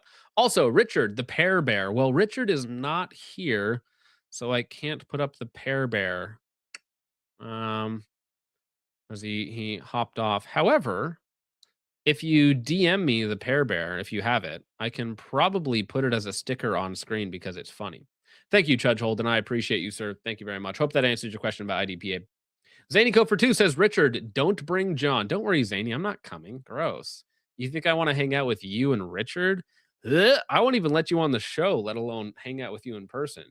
Jeez. All right. Well, let's see here. Where are we going? We are going to go over to this story here, I suppose, because that thing that doesn't happen actually happens all of the time, right? So there is this degenerate, excuse me, get these pop-ups off my screen, degenerate VTuber, which is like an oxymoron, I suppose, or not an oxymoron, it's very redundant. Good afternoon, Bun. Sincere apologies for the absence. Mimi has a long story to tell, talking about yourself in the third person as a tranny VTuber. Okay. On Monday, April 20th, Mimi was arrested by the UK. I should do this in the voice. This is funny. Okay, here we go. My apologies. Good afternoon, Buns. Sincere apologies for the absence. Mimi has a long story to tell.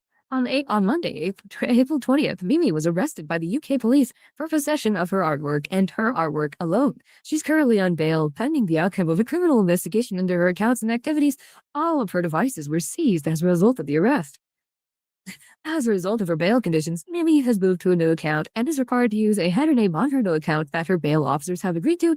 The account in question is Mimi Yabai. Her bail conditions for activities for the foreseeable future have to be both safe for work and fully transparent in order to prevent a breach of her bail conditions. Mimi apologizes. I give the third person cringe. Sincerely from the bottom of her heart for letting all of you down and for disappointing you in such a way. Thanks, Mimi. Thanks, Mimi. Popular female quote-unquote VTuber arrested for possessing indecent drawings of children is exposed as a transgender male. Womp womp. Sorry, Golden Web. Listen, that's every VTuber online, okay? If you get sucked into the VTuber pipeline and you're like, oh wow, it's a heckin' cute anime girl, and even if she's based, it's a dude. It's a dude. That's what it is.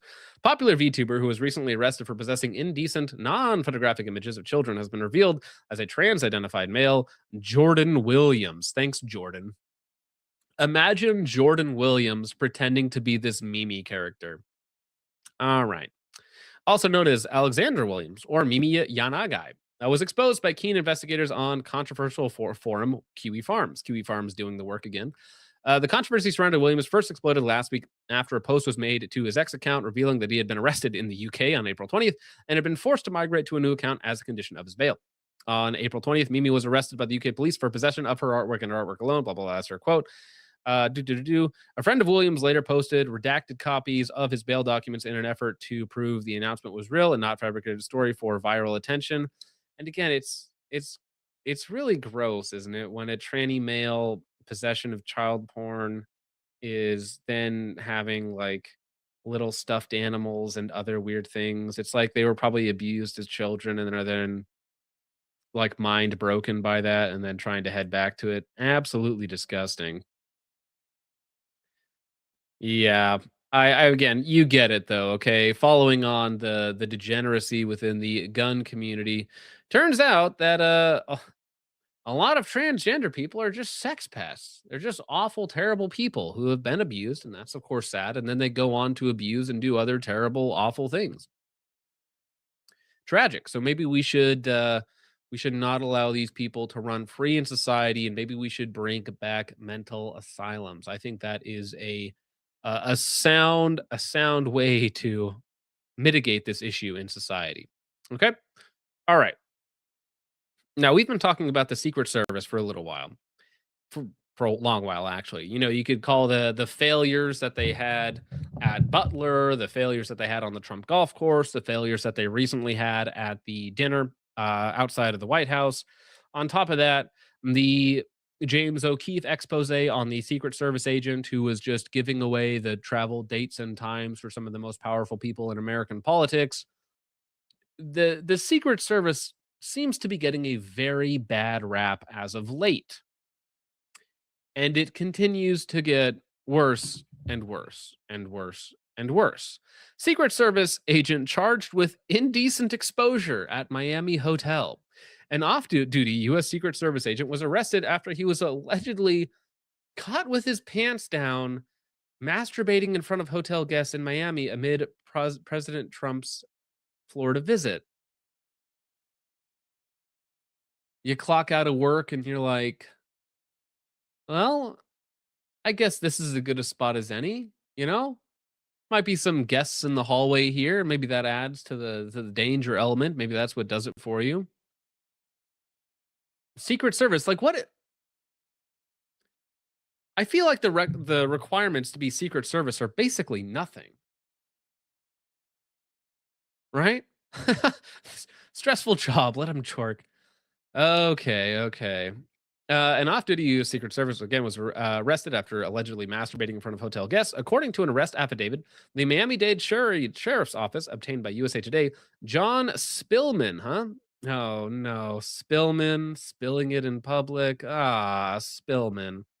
That's so terrible. You'll never see him coming. Is alleged to have committed the offense of indecent exposure while in South Florida on May 3rd. The affidavit says that hotel guests told investigators that they were downstairs in the hotel lobby and the defendant followed them to their floor. And the guests said they entered their room as they were in fear for their lives. Was he following them around the hotel, jorking it? Nominative destiny. That is terrifying. After entering their room, the guests said they saw Spillman masturbating next to their room. The affidavit continues to say that the guests called hotel security who found Spillman with his pants lowered, masturbating on the 6th floor. Spillman was subsequently taken into custody, where he now faces 1 count of indecent exposure, according to online court records. In an emailed statement to USA Today, the Secret Service said that Spillman had concluded his assignment in South Florida and was off duty at the time of the incident. Not like that matters. Spillman, who is based in Washington, D.C., I mean, maybe if you're just around so many evil, degenerate people, it rubs off on you. But who's based in Washington, D.C., was in the area as part of a security perimeter screening detail at Trump National Dora for the president's visit to attend the 2026 PGA Cadillac Championship. Richard McCauley, chief of the Uniform Division of the Secret Service, told USA Today that Spillman is currently on administrative leave pending the outcome of both criminal and internal investigations. The alleged conduct is unacceptable and stands in stark contrast to the professionalism and integrity that I demand of our personnel. According to online court records, Spillman remains behind bars. Ooh, still behind bars. $1,000 bond. That means nobody's coming to get him out. Like $1,000 bond is nothing, right? $1,000 bond is literally nothing. Alfred, stop it. Stop it with the hitters. Sounds like he needed some Secret Service. Stop it. Stop it. $1,000 bond. Spillman's public defender did not immediately respond to USA Today's request for comment. Well, Mr. Spilling It was spilling more than secrets. Honestly, I can't think of something more embarrassing, degenerate, or awful as a Secret Service agent. What is your problem? My gosh. Speaking of problems, however, we've talked a lot about how judging in America is broke, just on a fundamental level. If the judges can let criminals out with reduced sentences, no sentences, allow them to walk free before their trial and then they just never show up, then effectively they have negated the whole of law enforcement. And I know a lot of people in law enforcement who try to do their job well, and the judges stop them at every turn or hinder them at every turn. And they work hard to put people behind bars and to get them to stop doing their crimes. And then judges, like the one pictured here, just go ahead and let them off. Not letting them off in the sense of the Secret Service agent, but still letting them off. The analogy there was not going to work out. I'm just going to drop that. Wait, sound went way down. Uh-oh. Let me check. Microphone? No, it's still that. Hello. What happened? Drop. I see it. Check one, check two. Check one, check two. There it is. It's back. No. Anyways, I hope you guys heard that. I'm not gonna go back and repeat it. But anyways. All right. Judging in America, it's broken, it's tragic, it sucks. Liberal judges letting off criminals with way too light of a sentence, not doing their job at all. First ever LGBT judge in Texas County banned for life over misconduct complaints.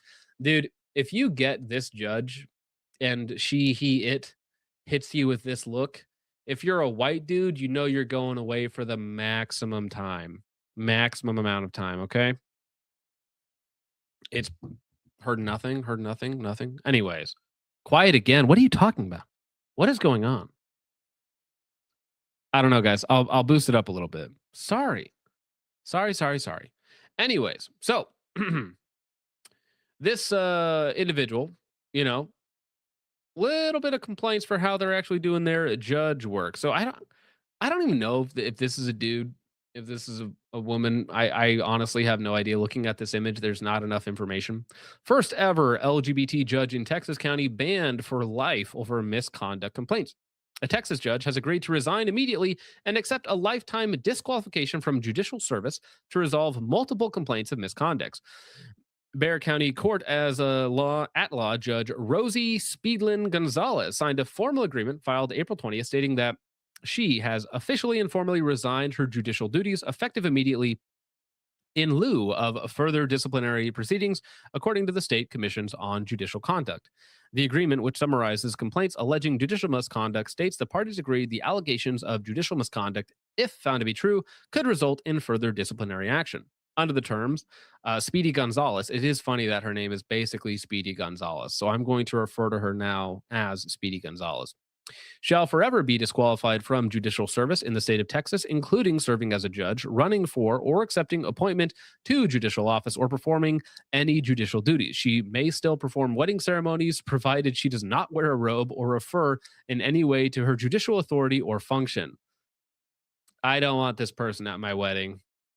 No, thank you. The resignation, which will be public and may be used in subsequent proceedings before the commission, comes days after prosecutors move to dismiss felony and misdemeanor charges against the judge stemming from a December 2024 courtroom incident. Speedy Gonzalez faced charges of unlawful restraint by a peace officer, a second-degree felony, and official oppression, a Class A misdemeanor, after she allegedly ordered defense attorney Elizabeth Russell to be handcuffed and placed in the jury box during a heated exchange. So she had a defense attorney handcuffed and put in the jury box? That must... Maybe women shouldn't be in positions of power. Like, they shouldn't be defense attorneys, and maybe they shouldn't be judges. You know, I'm just saying, or jury members, or, you know, social workers, or politicians, or police officers, or be able to vote, or, you know, I'm just spitballing here.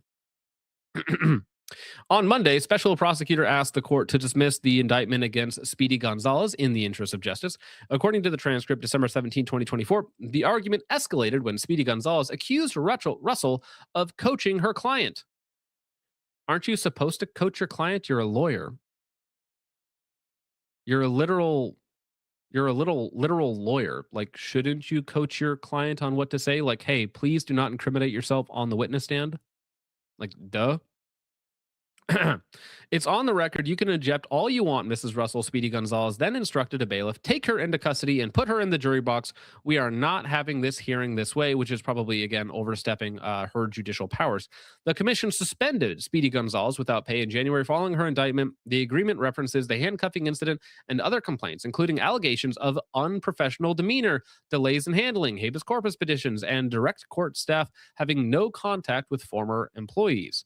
So blah, blah, blah, blah, blah. Benched since 2026, lost her re-election bid in the Democratic Party, of course. Blah, blah, blah, blah, blah. Also received a private warning for displaying an LGBT pride flag in her courtroom. A 3-judge panel later dismissed those sanctions in 2023.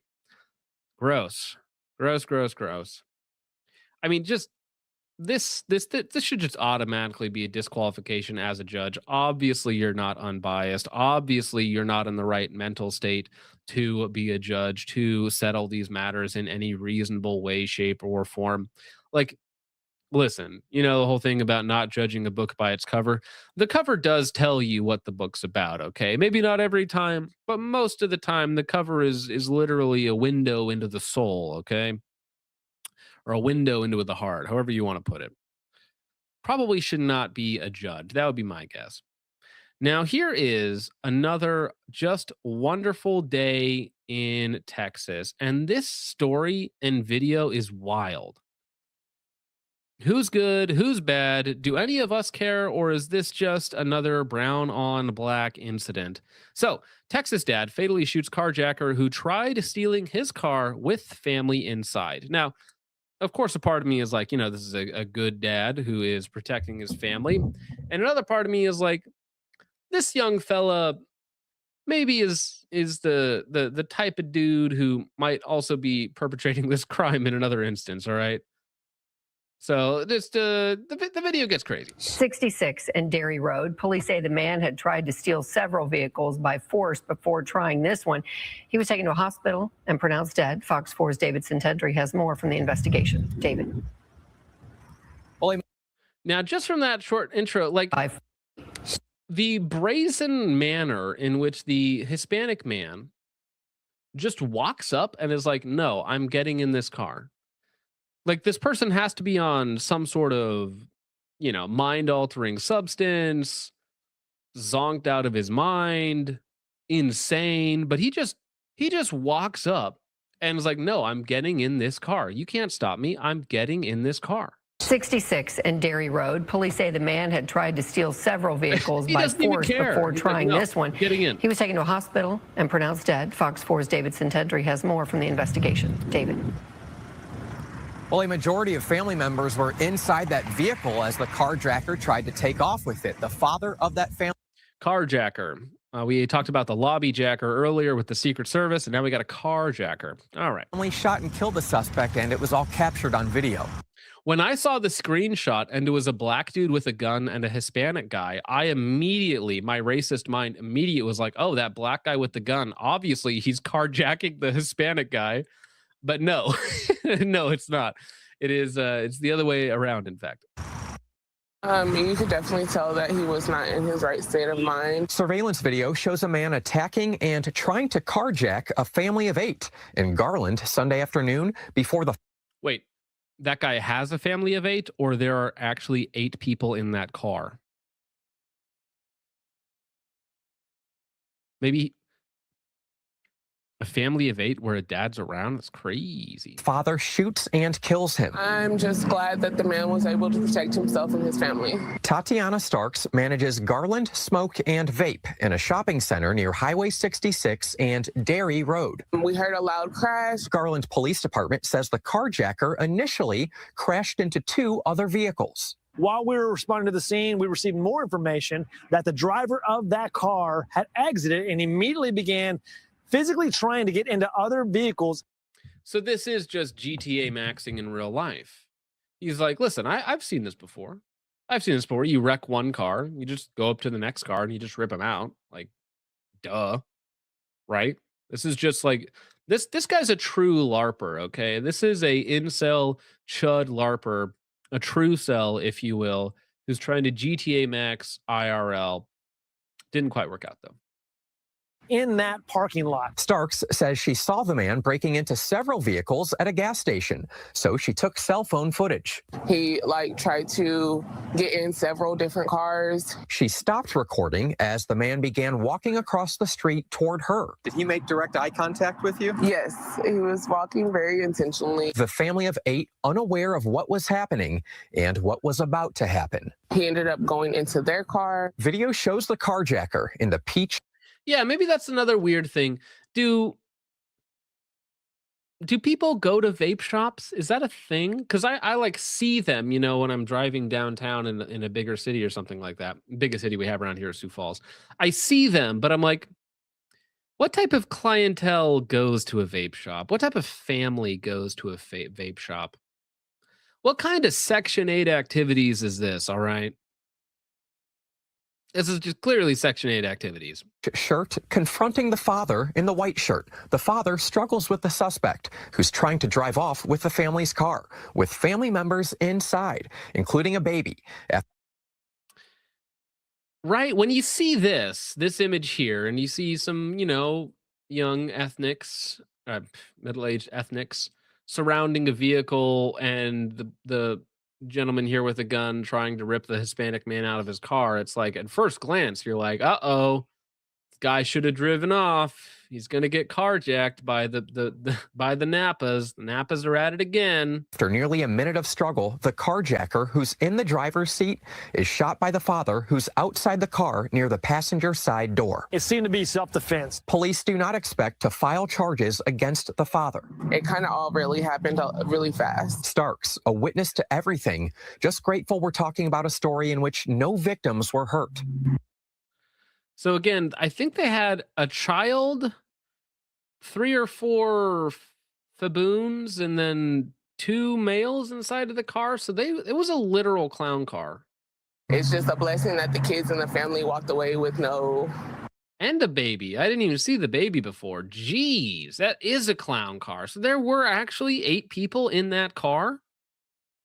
I mean, it is a miracle. Okay, first off, that the dad was able to defend his family and property without hitting anyone else. In fact, I think his shots only hit the perp, right? Which is like the exact opposite of what usually happens. Usually you hit everybody else and you don't even hit the guy that you're aiming for. Absolutely insane. Injuries. So Garland Police Department is still working to identify that suspect who was shot and killed. So at this point in time, we don't know what sort of background this individual has, if there are any warrants out for his arrest, or if there's anything specific that he was trying to get away from after that initial crash. Heather and Steve. All right, so David, do we know if that carjacker was armed? Well, police say they did not recover any weapons on scene from that individual. Now, I am curious, right, if the roles were reversed a little bit, if a white dude had shot a black man who was unarmed, like, of course there would be some national outrage. Not saying that it would be particularly strong, but there would be some national outrage where it's like, oh, a white man, an evil white man, murdered a black man who was simply underprivileged and trying to get a vehicle because he's like heckin' racist or something like that. Okay. All right. Probably an illegal. Yeah. Honestly, he's doing ICE's jobs for him. Should get a medal. All right. Now, speaking of getting a medal, we have a teacher just doing teacher things here. Okay. We have Fight Club, but for public school teachers and children. School director accused of leading a child fight club sentenced to probation, 30 days in jail. The first rule of Fight Club is don't talk about Fight Club. Okay. Somebody snitched on the teacher. Timmy must have lost a fight. Okay. Got upset, went and told his mommy that, Billy beat him up in this, Fight Club-esque environment in the I mean, honestly, come on. Like, what's better, okay? Teaching your children, degenerate public school information or a fight club? Honestly, a child fight club is probably a better use of your time, right? Surely a children's fight club is more of a team building exercise. It's more useful to the children. At least they're getting their physical activity in, you know. I think this woman also deserves a medal. Uh All right. Jonesboro, Arkansas. A school director who was accused of being the ringleader of a makeshift child fight club will spend 30 days in jail and 9 years on probation, an Arkansas judge ruled. Mary Tracy Morrison, the owner and director of the Delta Institute for developing Brian and the Engage program in Jonesboro, pleaded guilty to 1 count of permitting child abuse and 4 counts of contributing to the delinquency of a juvenile. After her release from jail, Morrison will spend 120 days under house arrest with electronic monitoring.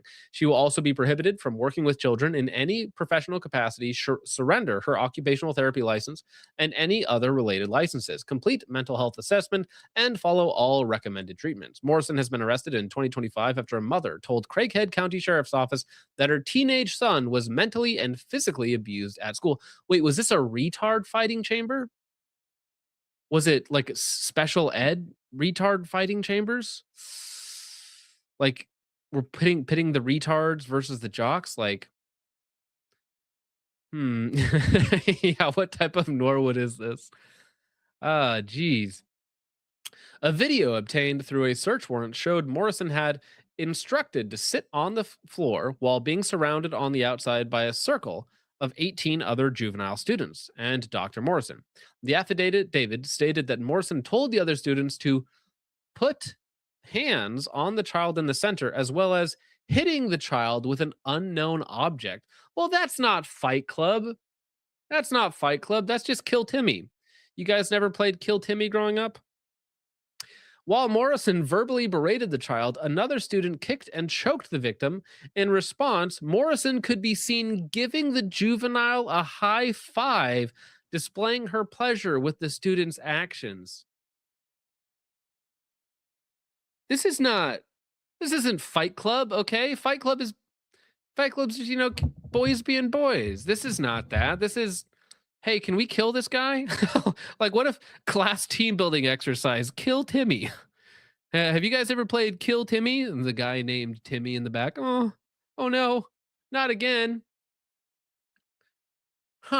When the incident ended, Morrison instructed the victim to apologize to all the other students and said the situation should not be discussed again.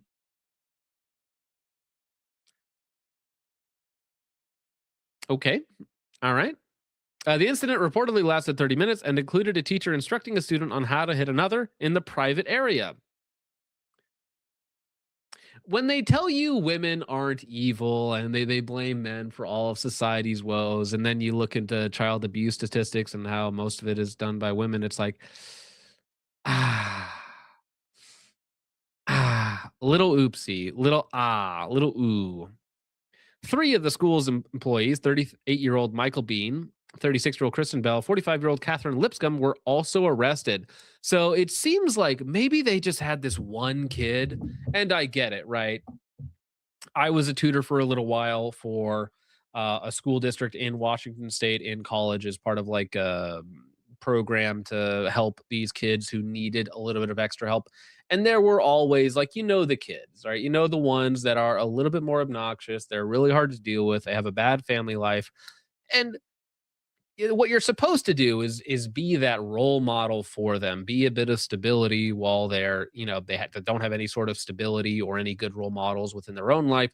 So you're supposed to be that person. You put up with their BS as a way to kind of minister to the kids and try to, get some positive reinforcement in their life. The flip side of that is, I guess you could use them as some sort of instrument of pleasure or as some sort of instruction on for other kids on how to beat them up. I suppose you could do that. Not what I would do, but I mean, there's a little different school of thoughts going on here. Thoughts literally in this school in Arkansas. Anyways, don't send your kids to public school. That is insane. Oh dear, oh dear. Okay, I gotta look up this story real fast because again, every now and again, I read a story and I'm like, that's not real. That can't be real. That's not true. Surely people aren't that awful and evil. Like this sort of evil doesn't actually exist, right? This is just a meme online.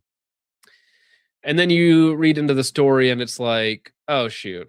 It is true, and it's awful and horrifying. So here is young Isabella Stroop, 19 years old.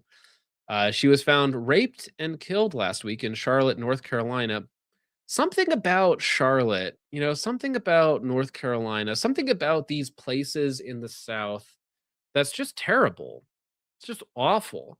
They have, for some reason, the South just has like the highest crime and the most poverty and the lowest IQs and the worst, quality of life. And I just can't figure out.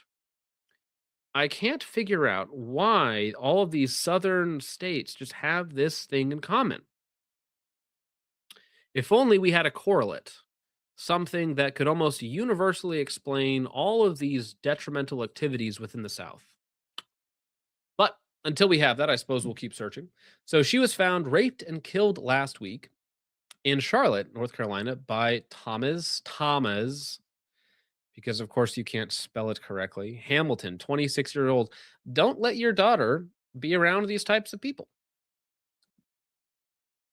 Man charged with rape, murder, and 19-year-old woman's death in North Carolina. A man is in custody after a 19-year-old woman was found dead in East Charlotte. On Friday, May 1st, Charlotte Fire and Medic responded to the 6600 block of Yateswood Drive in reference to an unresponsive woman. When first responders arrived on scene, they found Isabella Mary Alexander Stroop dead at the scene. Officials began to investigate the circumstances of her death and days later ruled it a homicide after consulting with Mecklenburg County Medical Examiner's Office. During the investigation, detectives identified 24-year-old Thomas Kennan Hamilton as a suspect in connection with Stroop's death. On May 5th, CMPD's Violent Criminal Apprehension Team, VCAT, located and arrested Hamilton without incident. Homicide detectives interviewed Hamilton before he was placed into custody by a Mecklenburg County Sheriff's Office. He's being charged with first-degree murder and rape.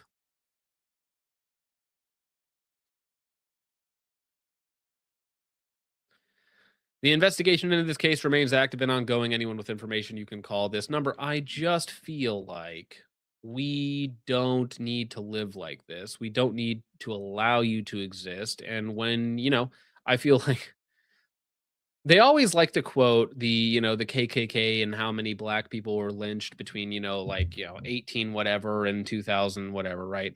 And it's like, 3,000 black people were lynched over this 100-year period. And it's like, yeah, but that's like the amount of people you guys kill in a single year of each other. Like, how am I supposed to care about that when you guys literally don't value your own lives, apparently, as much as this dedicated hate group, right? We don't need the video. We get it. Arrested a suspect for the murder of a woman at an East Charlotte apartment complex. They were called to an address on Yateswood Drive near Albemarle Road in East W.T. Harris. They found the body of 19-year-old Isabella Stroop and determined the case was a homicide. Today, members of CMPD's Violent Criminal Apprehension Team arrested 24-year-old Thomas Hamilton. Court records show Hamilton is being held without bond on charges of first-degree murder and rape. Well, at least he's being held without bond. I guess that's nice. So he won't be let out again to do the same thing over and over again, as just seems to be the case with these quote unquote people for some reason. But it just, it never stops. It never stops. There's just a never-ending deluge of this type of story. So, shoot a car with kids in it. Judge says you're too retarded. Get sent to a mental institution instead of jail. Mental institution says you're not retarded. Get instantly released. Kill a young college girl. If you're too retarded, you should just be executed. I agree. I agree very much. Family of murdered Nashville college student from New Jersey outraged over killer's sentencing. It should have been life. Again, what do we possibly gain as a society from allowing these people to run amok, right? If these people are too stupid to stand trial, if they're too stupid to be held accountable for their crimes, they should be too stupid to be in public. And we should send them back to where they came from or remove them from society. I don't feel like you bring any value, therefore you shouldn't be here. All right. All right. Family of a murdered Nashville college student from New Jersey outraged over killer sentencing. It should have been life. Grief-stricken family of murdered Nashville college students was left outraged after the killer took a plea deal to dodge a more severe prison sentence, insisting no punishment will ever be enough. Death penalty, lynching, hanging, whatever, okay? They'd all be too lenient, but still the option on the table. Shaquille Taylor, 32, was slapped with a 38-year prison sentence on Monday after pleading guilty to firing the stray bullet that killed Belmont University freshman Jillian Ludwig as she was jogging near the Nashville campus in 2023. So you murdered a college student. We traded Shaquille Taylor, violent felon, for freshman Jillian Ludwig. Worst trade deal in the history of trade deals. 38 years. 38 years in prison as a 32-year-old man. You're going to be out as a 70-year-old person. Probably even earlier, honestly, right? With the way that the justice system works, give it 20 years and he'll be out. He will be out living, breathing the free air as Jillian Ludwig is not, as she is 6 feet under. As her family mourns her passing, she will never have children. She'll never have a husband. She'll never have a family. All of those people also require justice, right? Not only the debt to society that this man owes, which in this case would be death, would be permanent, but to everybody in her life, right? That is now stripped of the ability to interact with her, to know her, to love her, anything like that. Her entire family should be entitled to individually kill this person, right? But of course, the state should do the right thing and just exercise the death penalty. The 18 years old. 18 years old. So he will get to live. Let's say he lives through a sentence. Let's just say he makes it to 70, dies at 75, something like that, whatever the average is for these people. He will have lived more than twice as long as a free man as the woman that he murdered, the 18-year-old girl that he murdered.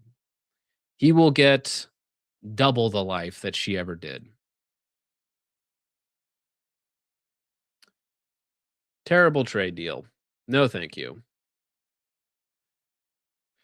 Okay, well, let's keep in the same vein for a moment, shall we? This is another disgusting story from Pacific Northwest Gorilla, who I know some people have mixed thoughts on the gentleman, but he's also somebody that I get a lot of recommendations to get him on the channel. So, a Muslim attacks an elderly person in Seattle, my hometown, basically, where I'm from.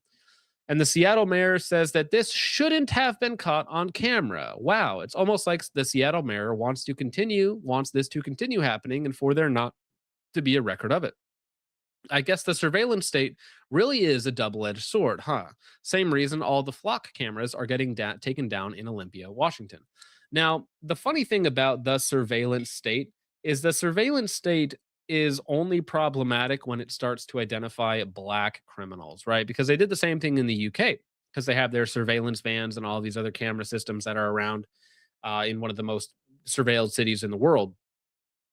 And it came down that it's like, well, actually, we need to start disabling these cameras because they're identifying too many Muslims.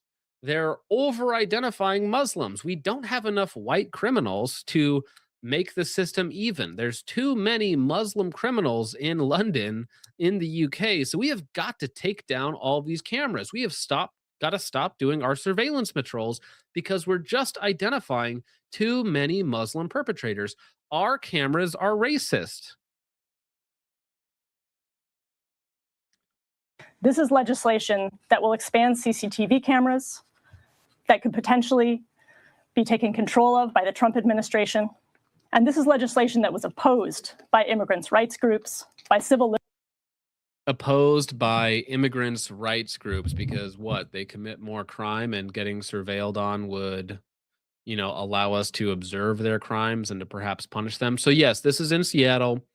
A group of subhumans attacks a 77-year-old man, old man walking down the streets of Seattle, and these two animals, subhuman dogs, kick him down to the ground, beat him up, hooping and hollering, barely intelligible, nappa-babble, whatever you want to call it, steal from him, and also just the state of society. The fact that not a single other person there tries to help this man down on the ground. Not a single other person. This is one of those things that enrages me, right? When the weakest of society are left to die on the ground for some egalitarian nonsense, right? For some new world order that pretends that these two dogs, these two less than dogs, these two animals are equal. They deserve the same rights as you and I. I don't think so. I don't want to live in that world because this is where that world leads. be taken control of by the Trump administration. And this is legislation that was opposed by immigrants' rights groups, by civil liberties groups, and by the member of color caucus in the legislature. And I'll quote from their letter. This technology, and technology similar to it, has recently been in the news for its failure to be meaningfully and consistently secured, leading to breaches that could result in sensitive data being shared by ICE and putting our immigrant and refugee communities at risk. I want to put your communities of color at risk. I want to put your illegal migrant communities at risk because they should all be at risk of consequences for their actions, accountability. I want maximum accountability for these people. I think that when a subhuman trash attacks the weakest of our society, that we should be allowed to remove this filth, right? Remove this infestation, this cancer, right? And whether it's the elderly or a child or whatever it might be, these people need to stop existing, or at least the moderate option, the very, very moderate liberal John here will allow them to be shipped back in pieces. The moderate option is to remove these dogs.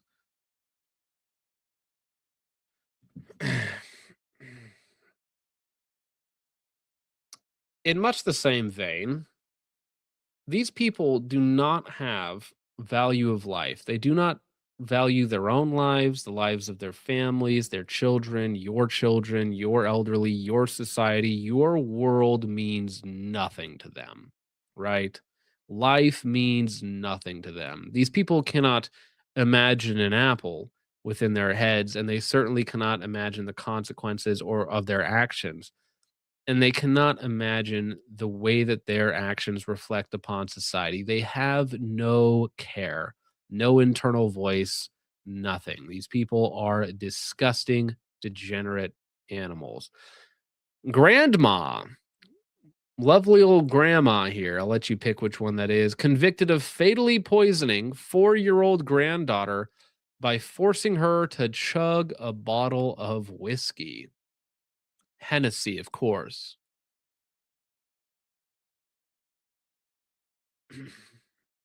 Granny convicted of fatally poisoning 4-year-old granddaughter. Roxanne, 57 years old, was found guilty of manslaughter Friday in the death of the tortured tot. China record. See, I really hate the fact that these people name their children these things, right? Just on a, I don't even know what to call it. I have an internal disgust for people that name their children pet names. You should not be allowed. You should not be allowed to name your child China Record. I don't think you're fit to be a parent. Seeing who pops up in the top comments is hilarious. Was it Cayuga or Paul Atreides? Yeah, Paul Atreides. I think I follow Paul Atreides. Anyways, China died after she was made to chug the rest of a bottle of Canadian mist whiskey as punishment for taking a sip.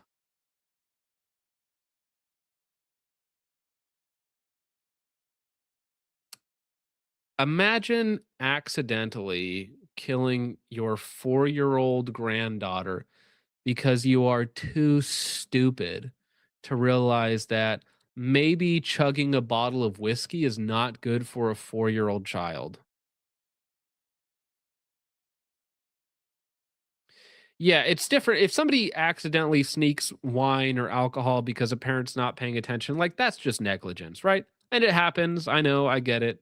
It happens, it happens. It's not like the worst thing in the world, but it should be something that is still the parent's responsibility to negate. However, forcing them to drink a bottle of high proof whiskey or whatever it happens to be in this case is just murder, right? It's the same thing as if I tried to make them, it's like, oh, you did something bad. Guess what? You're now going to drink some bleach. You're going to drink some bleach now. Oh, they died after drinking bleach? That's crazy. 21 Scavenge says, I worked with a black kid whose name was Milky. His birth name is Milky.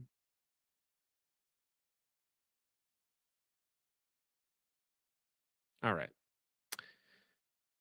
The little girl was forced to her knees and made to finish the bottle by Roxanne while her mother, Kaja Record,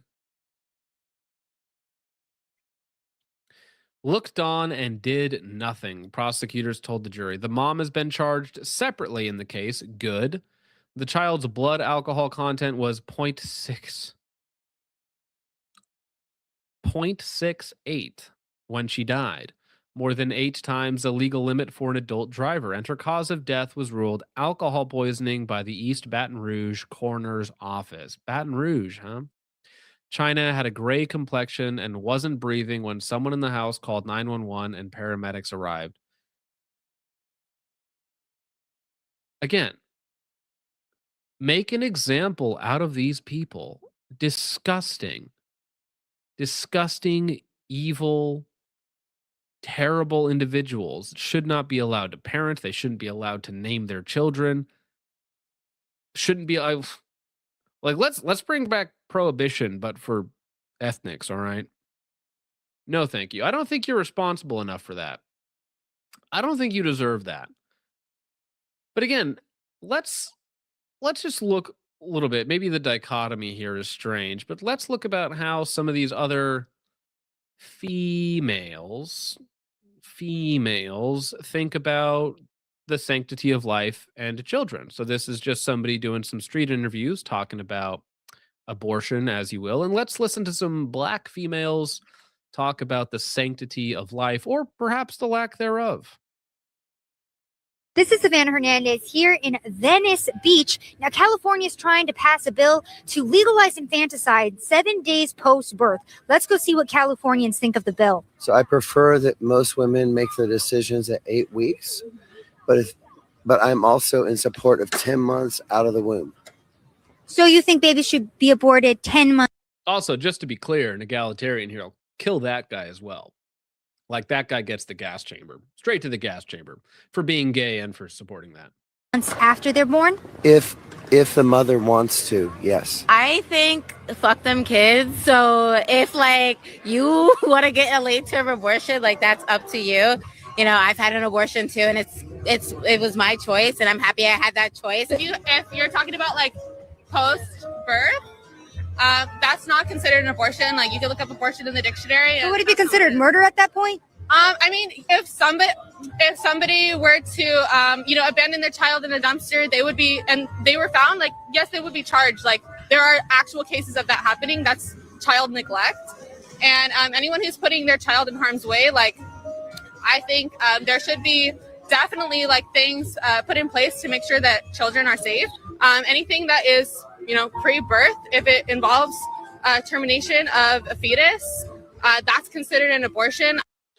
So even the evil, disgusting liberal white woman here, white presenting woman, is like, oh well, no, of course, after birth, that's murder. They should have something in place to protect the kids, which is the liberal progressive position, but not as progressive as the black woman who says, F them kids, literally or metaphorically.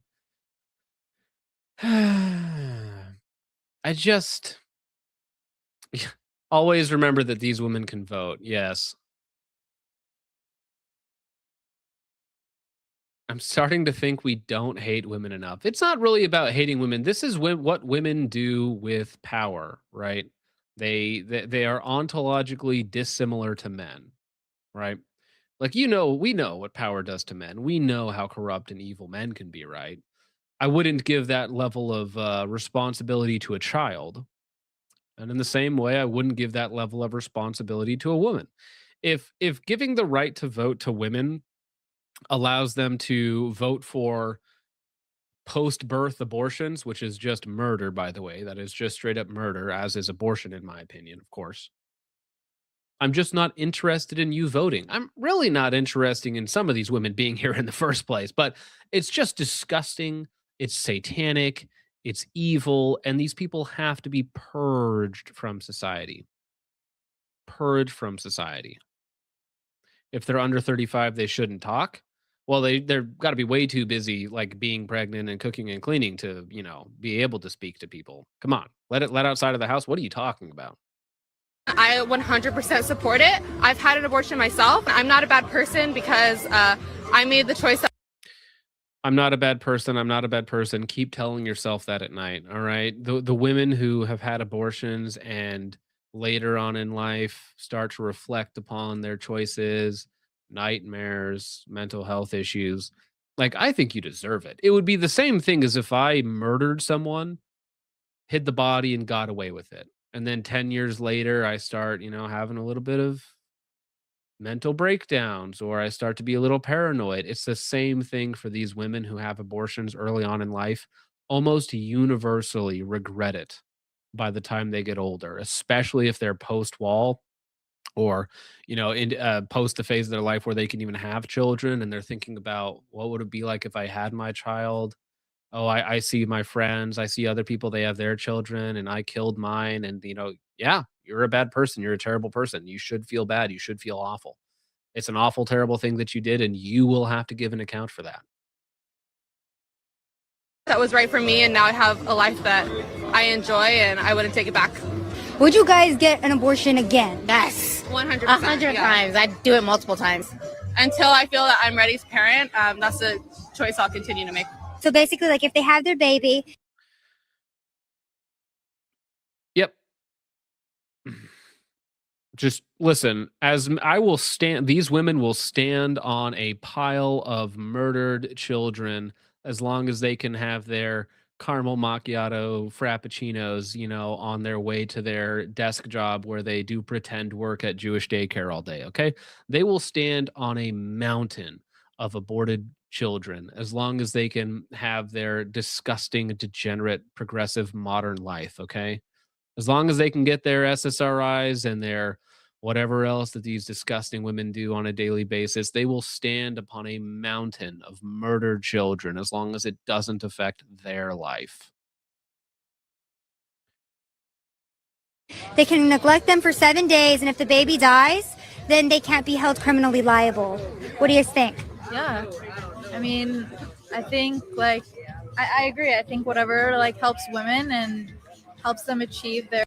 How does it help women if you're murdering them as a even from their paradigm as a child outside of the womb? How does it help women to to murder them at 7 days old. Could you explain that to me, please?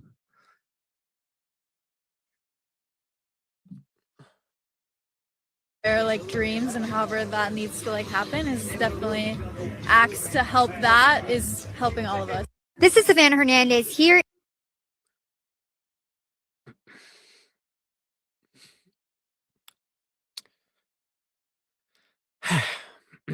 See, maybe The Handmaid's Tale is the good ending, right? That's the good ending. I mean, it's obvious it's what these women fantasize about as well. Okay. All women's material is simply a breeding fetish, right? It's Handmaid's Tale or, the other degenerate side of it, but all women's fantasy is just merely breeding rape fantasies, right? That's literally it. These people suck. Should not be allowed to vote. Should not be allowed to have your body, my choice, as someone famously once said. Disgusting. Disgusting. Absolute disgust. Hatred flowing in my veins. No, thank you. And at the same time as these people are able to vote, this is not necessarily a headline that I expected to read in 2026, but modern slavery at record levels in the UK and expected to worsen, report warns. So the women who are murdering their own children and spending all day at Jewish daycare and, doing their little whatever they do, whatever goy-slop activities that they do, at the same time voting for the importation of the third world, become the third world in some sort of progressive horseshoe theory, I guess, where at the same time they're standing atop of murdered babies, they're also literally importing slavers and people who are going to take away all of their rights at some point in time. Government Anti-Slavery Commission says traffickers are exploiting a growing pipeline of vulnerability. You don't say. It's crazy, dude. Slavery in the UK is at record levels and expected to worsen over the next decade. Why is it expected to worsen? Why? Why would it get worse? Why can't we fix it? Why can't we stop it? I feel like, I'm raising my hand here, teacher. I feel like I have a solution. Could you read my paper on the solution to homelessness or to immigration? I have a solution here. It's quite permanent. It's quite quick. According to the number of referrals to the National Referral Mechanism, which assesses potential victims of slavery and provides support to victims, the numbers have almost doubled in the last 5 years, from 12,000 referrals to 23,000 referrals in 2025, the highest number ever. In her report published on Tuesday, Eleanor Lyons said this increase was not only due to better detection of slavery, but also due to worsening conditions in the UK and across the world. Worsening conditions. Worsening conditions just means brown people. You import people from societies that endorse slavery and you get more slavery. Worsening conditions equals proximity to brown people. Sorry. So this is my postulate, okay, that more brown, more bad. Pretty simple, right? So to test my hypothesis, we simply deport all of them and see if it reverses the conditions, right? Because I guarantee you, I would bet money, okay, Polymarket would put big money on this. If we simply deported all of them, that slavery would go down, okay? Sure bet. I have a solution. It will work. Guaranteed, okay? We're all going to make a lot of money on Polymarket betting for this simple trick to work. Yeah, it's the same thing as McDonald's, exactly. Sean Weiland saying changing market behaviors, changing consumer behaviors means that we have to remove our self-service drinks because of changing consumer habits, meaning that black people steal. So we can't have the the self-serve stations anymore because black people keep stealing.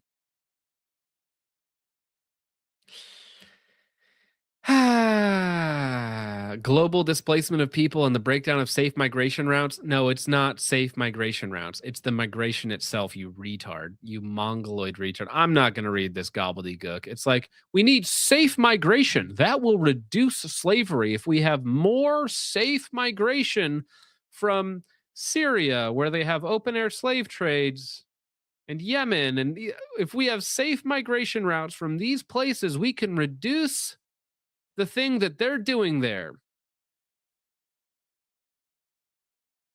Huh. You know, we imported all these people from Murder Rapistan, and they started murdering and raping again.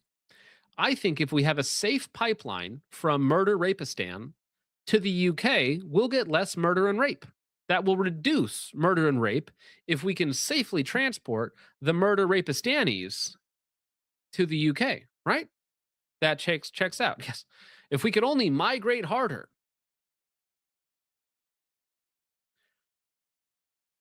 Well, that's the rage bait I have for day. Was it rage? Was it rage inducing enough for you?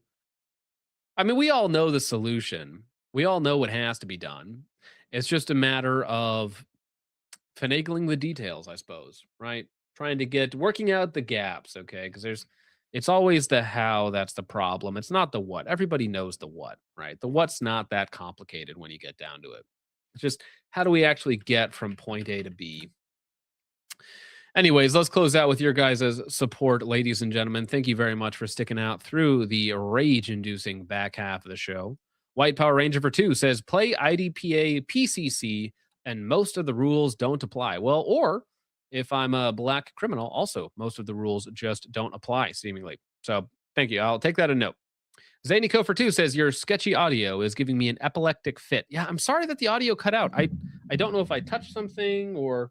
You know, maybe the box is going out a little bit because I did actually knock the box over, so maybe it might need to be replaced soon enough. But thank you, Zanico. I appreciate you calling me out. Todd and Dogs for 2 says vaping is for whites who fake quit smoking without success. That is funny. I am glad that I never got into vaping or the pens or any of the other stuff.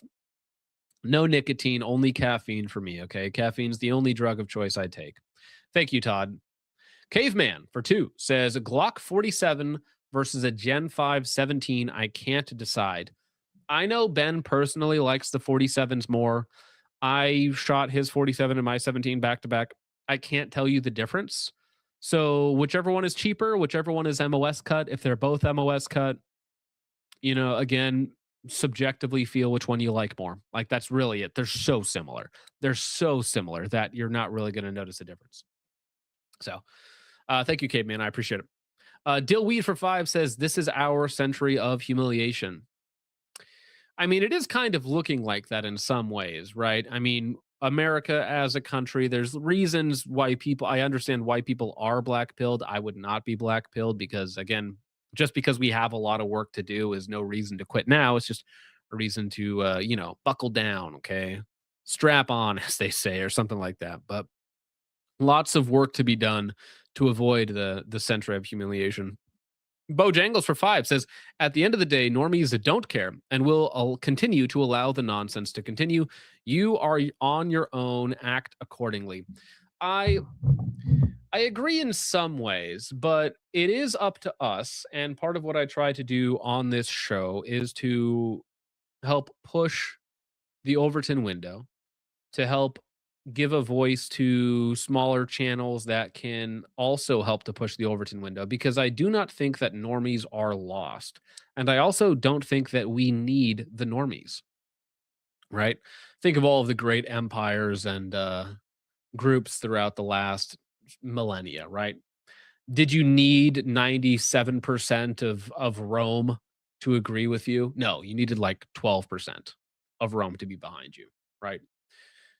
Think of any of the great empires. It was never this vast majority unified voice, okay? There was always, the normies are always going to be there. They're always going to be like 75% of the population, okay? They'll go along with whoever's in power, really. So it's convincing enough of the rest, okay? And acquiring power to have influence over the normies. That's just how society works. Thank you, Bojangles. I appreciate it. JJ the Noticer says NWAs spawn camping their own, no loss. I mean, I think it is still a loss. I know that the utilitarian argument there is just that, they're evil killing their own. And it's, in some ways, it's the same as like if you told me some African tribe in Africa killed another African tribe in Africa, I'm like, okay, like that's really sad that they're terrible and evil. But my problem is they're here and we're supporting it, so we need to stop that, stamp that out. Lightspore for 5 says, someone give me a recap before I spam the weird turtle drinking water. Sorry, sir. No recap for you. I mean, it's 5. So, I mean, we talked about Lucas Botkin getting doxed, new suppressors, Trigger Tech Trigger, BNT case update, tranny suppressors, quite funny. $2,000 concealed carry handgun, and Ruger RXM chassis from Strike Industries for $60. So there's your $5 recap. Thank you, Lightspore. Hope you're having a good night. Todd and Dogs for 2 says, blacks having absherns for the win should be mandatory for boons. See, no, that is just state mandated evil at an industrial scale. They just need to not be here. Okay. They just need to not be here. Thank you, Todd and Dogs. Dante Respector for 5 says, for years I chased the perfect handgun. Recently bought a Glock and Ben's dry fire book. Which is this one right here. Baseline dry fire, Ben Stager, Joel Park. Check it out. They're like $20 on Amazon. Recently bought a Glock and Ben's dry fire book and am better than ever. Work on your game, not your gear. Correct. 100%. It does not take a lot to get good, as the kids say. Lightspore for 2 says, let's not deport them, actually. Yeah, I don't think that we need to. I think we can work out another solution if they don't want to go. Thank you, Lightspore. Chill Billy for 2 says, humble marksman might be trans now or gay now. I mean, it's a big account. People following it. You never know somebody's politics. I don't know David's politics. Talked to him a couple times. Seems like a nice guy. Amorite Boy for 2 says, revolution took 3% of the population. Doesn't take a lot. Doesn't take a lot. It takes a mix of military might, aristocracy, and a grassroots movement to supply the manpower. Okay? That's what it takes. Thank you, Amorite Boy. Appreciate that. Zanico for 2 says, John, you have something on your left shoulder. Nah, it's good. Thank you, though. Thank you, Zanico. Appreciate that. Making me check myself before I wreck myself, son. But that was it for tonight. Thank you very much. Oh, here we go. Work on your game, not your gear. Weapons Apperton says, can we get an amen? Amen. Appreciate that. Weapons Apperton. It does not take a lot. You do not need to buy skill. In fact, I would say you can't buy a skill. You can absolutely buy nicer gear. I buy stuff that I think is nice. I spend a little bit of extra money on things that I like subjectively, but it's not going to make me a better shooter. What makes you a better shooter, what makes you better at all of the things is the many hundreds or thousands of quiet hours. Like last night, because I'm a night owl, I was out dry firing in my shop till 4 o'clock in the morning, just running drills and messing with springs and my RXM and in my Fusion XP Pro Comp thingamajig 2011. I was just out in my shop till like 4 o'clock in the morning doing dry fire and all sorts of other silly stuff. And it's the boring, repetitive things that no one sees that will make the biggest difference. If all you're in it for is flash and post into the gram, congratulations, is what it is, I suppose. But with all of that out of the way, ladies and gentlemen, it is Wednesday, which means we got a couple days left in the week to get all the work done, to earn that weekend, so to speak, okay? If you watch this show for a couple hours, you got some time to dry fire, you got some time to go on a walk, get some exercise in. Don't neglect any part of your life. We got to be men who are capable of doing all of the things. You got to be somewhat mechanically competent. You got to be competent with your firearms. You got to be physically capable. You got to be mentally capable. And most importantly, spiritually capable. So we got to have full spectrum dominance. Okay. We got to be multi-purpose men out there in this world if we're going to have any chance of a better future for our children, for our grandchildren, or even just a chance to make it through. So with all that out of the way, gentlemen, thank you so much for watching. I hope you all enjoyed. I will see you in the next one. God bless, Godspeed, Christ is King. Auf der Heide blüht ein kleines Blümelein und das heißt